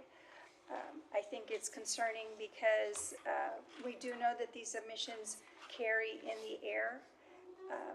It sounds as if the country of Mexico has very strict standards on emissions and they will be looking to control them and raise all the pollution controls. The discussion that I had with the gentleman was to encourage him to do so and also explain how our advocacy here has created changes at Midwest that we have seen better worker protection protocols put in place since the advocacy began, but that in no way is a stand-in for these greater pollution controls that we were hoping to see from Midwest. I do think it creates additional concern, and I would like to submit that we need to be discussing what the state of our emissions are and the processes that we've gone through to try to bring greater awareness to our community, to have that be part of that binational air council so that they can be forewarned and hopefully implement stricter standards to protect their population and in doing so protect ours as well. Dr. Chamberlain? Good evening, Mayor Pro Temp and members of the council. Dr. Richard Chamberlain, your Public Health Director for City of Laredo. I have no additional comments. I was just going to provide you, each one of you, with a copy of the letter that was sent to Midwest, the response that we received. Of course, each one of you does have a copy now, and Mayor Pro Temp just gave us a recap of what was shared. Does anybody else have any questions? Okay. Well, I mean, just one. I noticed that there was some questions that, did you say that they didn't answer everything that they needed to answer? Yeah, they did. That, you did, right? Yeah, and that and this letter that you sent them, I don't think it specifies or is clear enough as to what they need to do that. I'd maybe number it out and be more specific into exactly what they need to answer. And that way we can open up that dialogue, because so long as they keep on omitting an answer to something, then we'd have to go back and write them again and tell them to bring, you know. I mean, I think we want to find a solution just as well as they do. But I don't think it's clear enough to say, I need you to answer these 10 questions specifically regarding our needs and our concerns, and be kind of strict and straightforward with them on that. I think, yes, Councilman King? Yes, I have the same question. It's basically, the letter that they sent back says they've made considerable progress towards achieving the 2024 NESHAP requirements, and we expect to complete all necessary emission control upgrades by April 6, 2026. A deadline set by the 2024, which is under the previous administration, Biden administration's 2024 NESHAP. So for me, the letter reads like they're committing to the 2024, the new rule that the Biden administration put in place, that even though the Trump administration is rescinding it, the way the letter reads to me is that they're going by the previous administration's rule, but if I'm reading it wrong. Well, the concern that I have is that they have a project application and they rescinded, and apparently they have to submit the improvement requests to TCEQ. So under my understanding is there's no active permit approval for them to actually do modifications. So I think we'd want to know specifically, you know, did they rescind the project, or do they have another permit that we're not aware of, that maybe they are working on something? Like, I understand that they're telling us they're working towards it, but if they could just kind of reassure us with some specific projects that they've done and their timeline, and also where exactly it is that they are holding these items. I'll add a little bit as well too, because we've had preliminary conversations with the company. We have not been able to get the answers to the questions of what everybody keeps asking. When I read the October one, it is asking for an alteration to their application. It's not a rescission of the project. It is an alteration to their project. So that's what I see in the October letter. The December letter is the one that comes after, and it says that they're meeting all the requirements and they're bringing everything up to date with that. I do want to state that Midwest has not exceeded any federal or state air quality standards. I will say that the conversation that we had when they were having the fugitive discharge and everything was positive, in that they are following through with their plan to have essentially I'm maybe wrong on the 99.9% scrubbers in order to be fully self-contained. My understanding is, because it was an expensive project, it started underneath the old administration, it's now continuing with that, they are going to complete that work by 2027 or whatever that date is. I would like to make sure that we get you confirmation on that, rather than to just give you my viewpoint on what I was hearing as well too. Well, that would be very positive news for us. Yeah. So I would think it would be good to just make sure. The other part is that we did ask them about their warehousing. They don't have warehousing, and so none of their product is being kept in the city. But that, let me specify that is more than likely they're selling the product to whoever. Now, if they're storing it, it's a different ballgame for what that process is. Okay. Yeah, we can ask for that, but they because they don't do any warehousing, they said, yeah. Yes. Yeah. Yeah, so I'm just making sure, because when we asked the question, that was the answer, was that we don't do any warehousing, but So we just will. to clarify, if they off-gas anywhere, or what's the timeline that their product leaves their facility after being sterilized? Because there is an off-gassing period, and Right. we want to know if that's being captured, or is it just like a quick, you know? And I think the difficulty is, I don't know, I don't believe that's regulated, right? Right, That's one of the challenges we're gonna run into. But we can ask the questions and everything, and they're not fully receptive to all of our questions, but I think they have tried to, at least alleviate some of our concerns. Well, I they think, do right? have a public campaign where they talk about, like, caring about Laredo and the community, and they do sponsor our events, and they've sponsored and have their logo on events, so I'm pretty sure they'd be very cooperative in answering our questions on these safety concerns that the public has. We can continue to make those requests. thank you. In that discussion, Mr. Neb, what we heard before was that they ship a lot of their product out through FedEx, and so there is a time of storage at the FedEx facility. If we could inquire with the FedEx company, do you have some information about that, Dr. Chamberlain? Good evening once again, Mayor Pro Tem and members of the council. Through the direction from the April 22nd meeting, that was also mentioned FedEx. And so we did send notification to the FedEx senior executive team and a local FedEx manager, just have not got a response back yet. We're trying. We will renew our efforts. Okay, so we have a motion, second, all in favor? Anyone opposed? Motion passes. Last item I have, discussion with possible action on the status and timeline for the Unitech elevated storage tank project and any other matters incident thereto.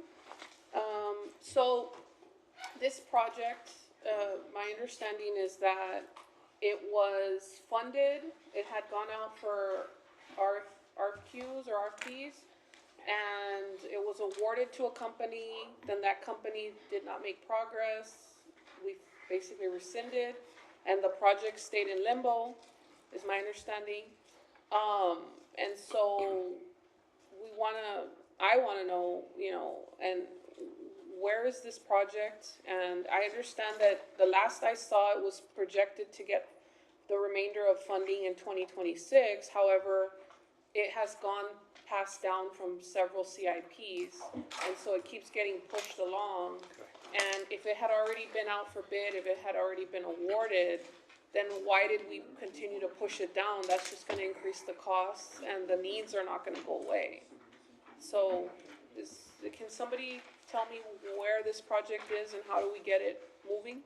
Sure thing. So good evening, everyone. My name is Tarek Al-Zabit. I'm the director of the water utility. So, council member, I think I've sent you the email responding to his exact question, but I'll explain this to everyone.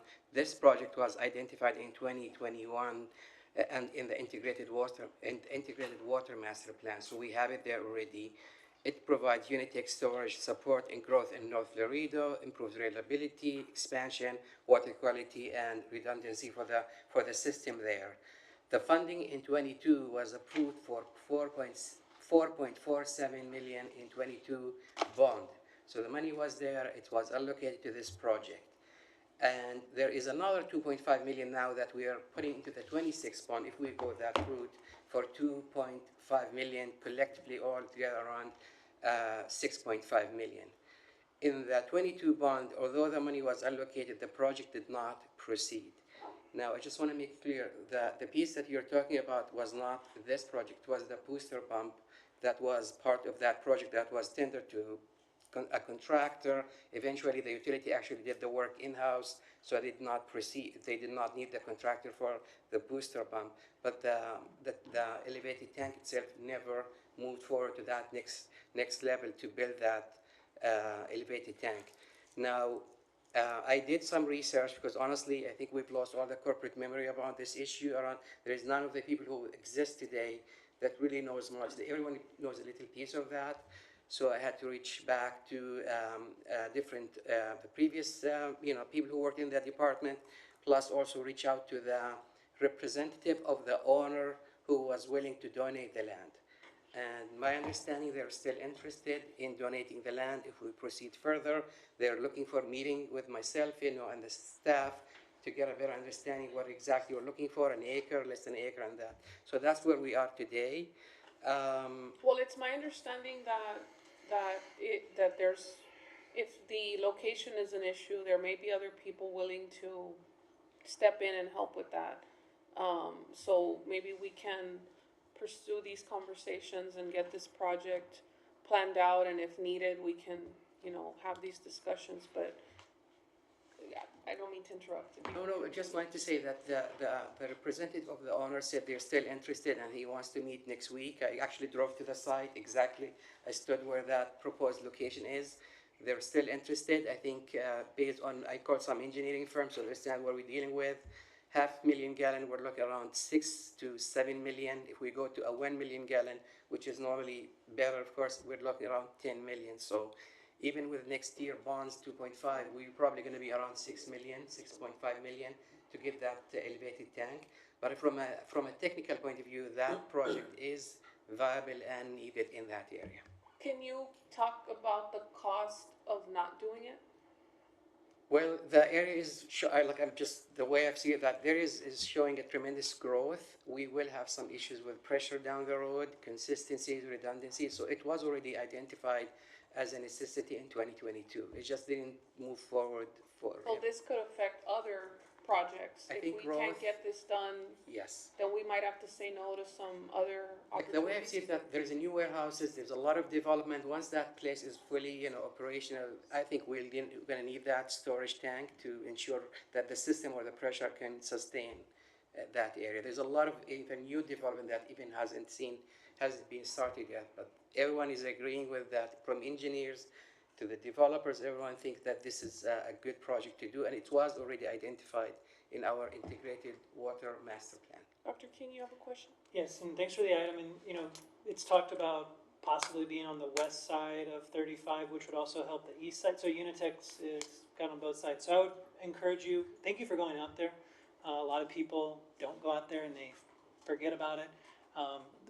I've gone to the Property Owner Association out there several times for Unitech. I would recommend, next time that they have a meeting, maybe, we could go out together and kind of hear from them, because it's a big issue, and for you to kind of get a grasp of, I know you're new to the position, and also get a grasp of just the overall situation out there, because there are, like as mentioned, a few, the families that you kind of need to meet as well that own some of this land, that we also need to get to participate for the next firehouse, for the next, that needs to be out there. There needs, on the west and the east side, that's pending. And then also the connection, the northern relief route on the east side. Losing my voice, but you get the point. I get it. You're getting emotional about it. Motion to extend the meeting. Okay, motion to extend the meeting till 11 o'clock? Second. Motion second, all in favor? Aye. Anyone opposed? Motion passes.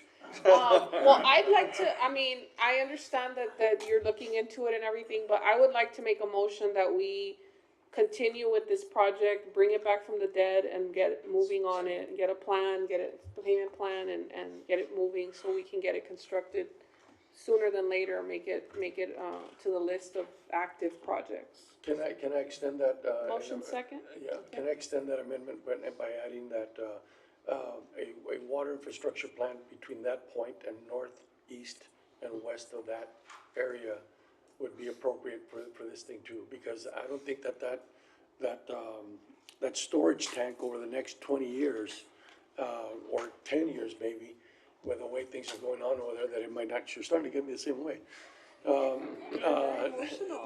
I get emotional when I speak about water. Well, I just need to make sure that we have a game plan in place for over the next 20 years in that whole area. And I'm not sure that, as the way things are going right now, I'm not sure that by the time we're done, that it'll be at full capacity already. And that's my thinking, that's my bet, that it's gonna be there. So I'm thinking that the probable locations for other storage tanks are gonna be viable to start looking at now, rather than 10 years from now, and then figure out what we're gonna do in terms of that. Sure thing. Mayor May? Yes. Dr. Elizabeth, referencing your short time period here, I know that Integrated Water Master Plan does attempt to try to do some of this planning, right, for the future, but I don't know that it was ever finalized or adopted. And so I'm wondering if you've had an opportunity to review it. And and again, I don't mean to ask you to do too much if it's too soon, but to really look at whether this is the right plan for Laredo, and that if it does deal with our growing needs. And that really just comes from, the previous director, who was not certain that the plan met all of the planning needs that we have. So if you'll undertake a serious review of that, and then come forward when you're ready, so that we can finally approve that master plan. If I may say one thing, so that both actually the integrated water master plan and the wastewater integrated master plan, both are in a draft form. None of them got approved. And what I'm trying to do now is actually go through each one of them, because we have already capital projects identified for this year, last year, next couple of years, but I don't know if they're all aligned with even the existing master plan, even in the draft form. So part of this exercise is to go back and say, okay, what do we really need? What do we need to reset? Should not continue to go forward. Like when I hear this, I got this request, I did not even know about this Unitech thing, and it was there since 22, and it was already approved for funding.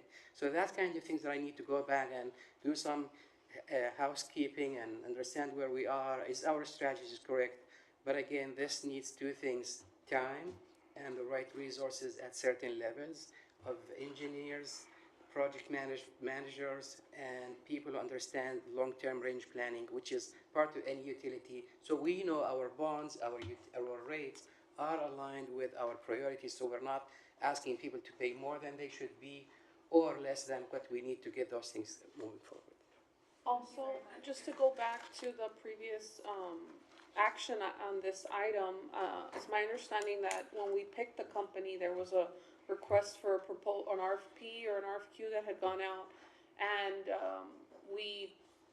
the previous director made the decision to split one for this north project and one for the south project.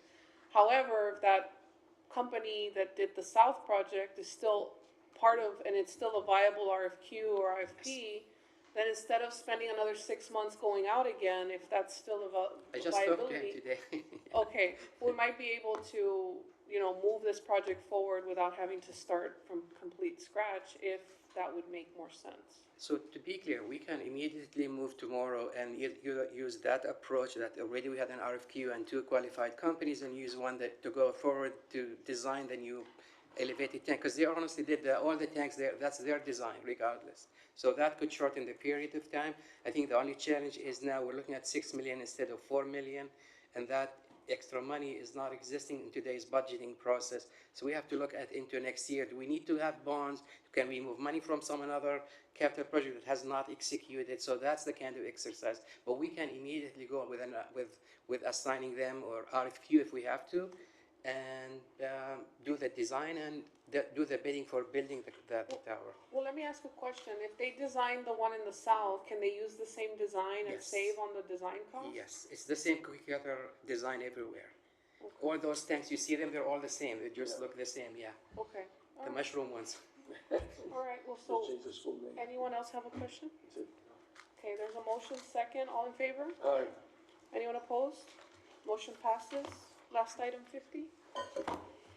Discussion with possible action to remove Scott Street and Jefferson Street from the existing truck route listings in Laredo, and to initiate a pilot program to promote Ana Street as an alternative route for truck drivers and any other matters incident there too. And so I'm bringing this item back. It's something that we've discussed before at council, and I believe that we had talked about working with the RMA to conduct and update our truck routes, but that is still not moving forward, and we keep seeing increasing traffic on these two streets, and so we're hoping to shift some of this traffic to Ana Street, which I believe originally was built for truck traffic. Good evening, Ricardo Gonzalez, Assistant Chief of Record. Mayor Pro Tem, to answer Council Member Cigarroa's question, yes, it's been a problem that existing truck route of Jefferson and Scott, which allow commercial vehicles to traverse westbound and not eastbound. creates a lot of confusion. We constantly have problems. But recently, there's been more complaints regarding activity, especially on Jefferson, with the train there as vehicles are traversing to access this area. And if the train is there, they tend to back up and align around the residential area, which creating some issues. So the proposal, the staff has met to assess the complaints, and they do recommend supporting the proposed action, which is moving a lot of the traffic along Jefferson to use Santa Isabel and Ana. And that's the Well, issue. Well, the concern I have with doing that is that the Colton, the Los Martinez area, the neighborhood, the people that live there, the businesses that are there, they're having a lot of problems with the train as well, and there's a lot of congestion at Colton and Santa Maria and Riverside Road there on the west side as well. So my concern is that we're gonna be pushing the traffic now more to District 7, which is already very congested. I mean, if we move forward with that elevated crossing over the Colton train like we've had in the works for the past 20 years, then I think that this route could sustain that because it would give them a way to get over the train. But if we're gonna just push them into a congestion point, I don't really see how, we're just moving the problem from one part of town to the other part of town. Mayor Pro Tem, Yes. Chief, just a concern with this, specifically on Calton, right? So if we move the traffic specifically from Scott and Jefferson, moving the traffic over to Ana, then we're moving the problem onto Calton, which, as you all know, if you traverse through there to Santa Ursula, San Dario, San Bernardo, we have a lot of problems there when it comes to traffic backing up, not because of the train, but because the tractor trucks are backing up there, so right by the Sam's parking lot. So you've got that enormous thing going on there, wrecks going on there every single day. You know the problems that we have there right now. If we move these 2 lanes over there to move even more tractor traffic, what's that gonna do there? You know the complaints you get there already. You get plenty of them. Yes, sir. And I, like I said, I drive by there every single day, and I know the issues that are already there.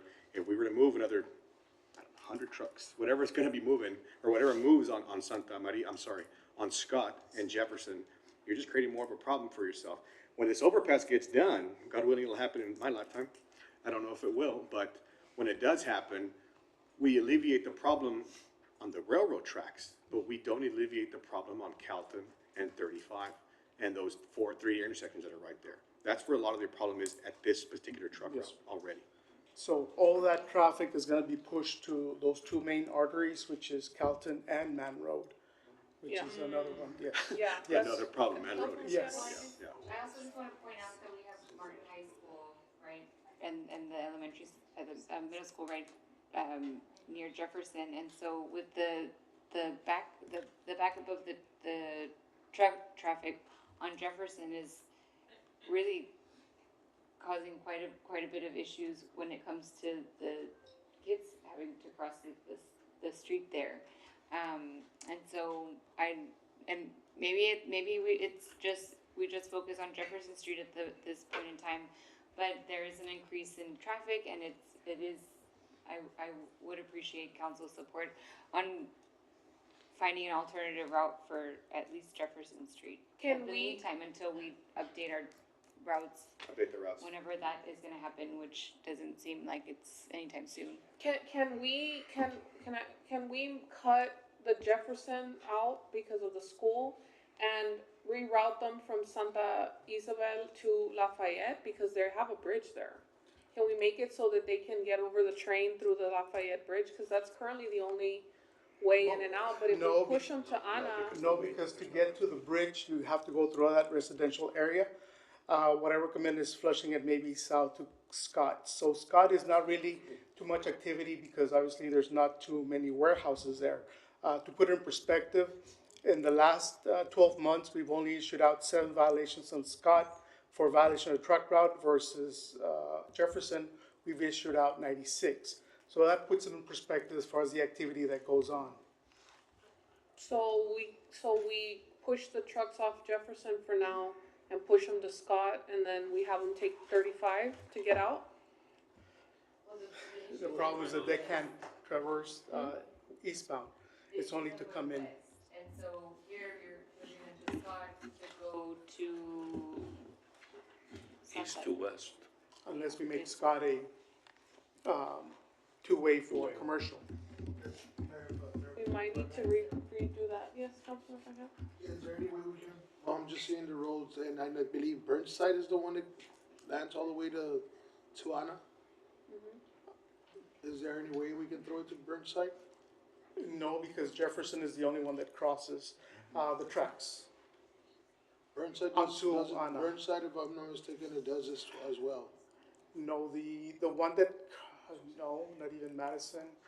Let me just. Further up might be Baltimore, let me see. Can you route them to Lafayette instead of Jefferson to go west? They go a couple blocks up. I mean, we do it on the Mines Road. They have to go all the way to Killam and come around. Come around and get that 35. I think that area should be studied anyway. Yeah. And then we figure out, but not Jefferson, to use it as.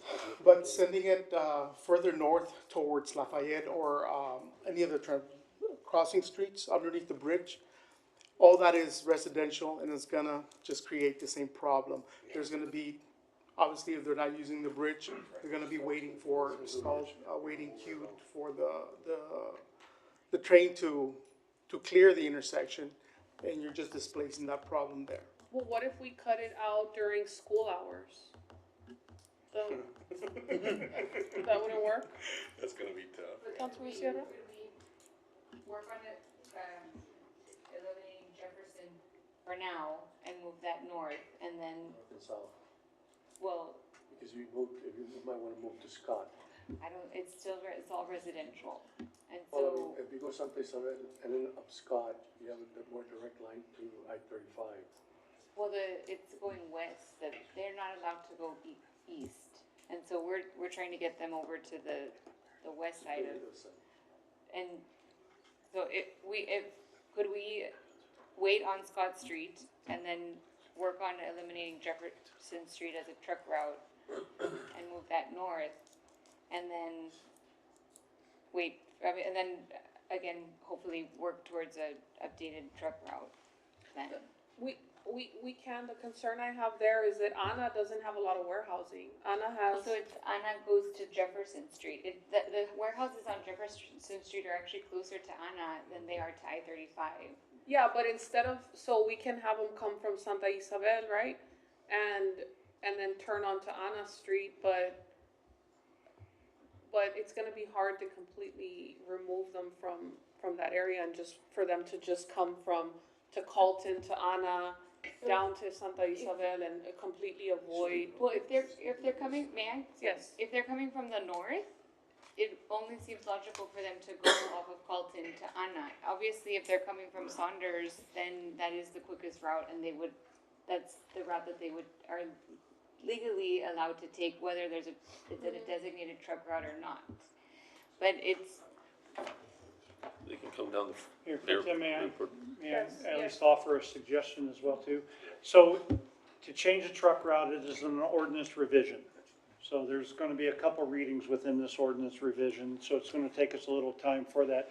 What I would ask though is that, because the overall truck route review is taking a while, as Councilmember Figueroa has said. Can I have Mr. De Los Santos go out there and do a smaller study on just this request to make sure that we've looked at the cause and effect of as we move the traffic around? I think we can isolate it a little bit better, and then we can kind of come back with the recommendations if we cannot. But we're gonna have to prepare an ordinance anyway to adopt something different. So what I'm saying is let's put it on our new city engineer. Yay, your first class. And let him and his team walk through the infrastructure assessment and making sure that the recommendation fits within that, and we don't create another problem down the line. Yeah. That way, at least I think you'll have the data and the information. Yes, okay, so may I make that motion? or just that motion. Motion, second.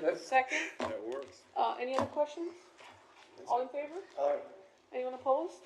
Motion passes. Can I get a Motion to adjourn. motion to adjourn? Second. All in favor? Aye. Anyone opposed? It's 10:41. We're adjourned.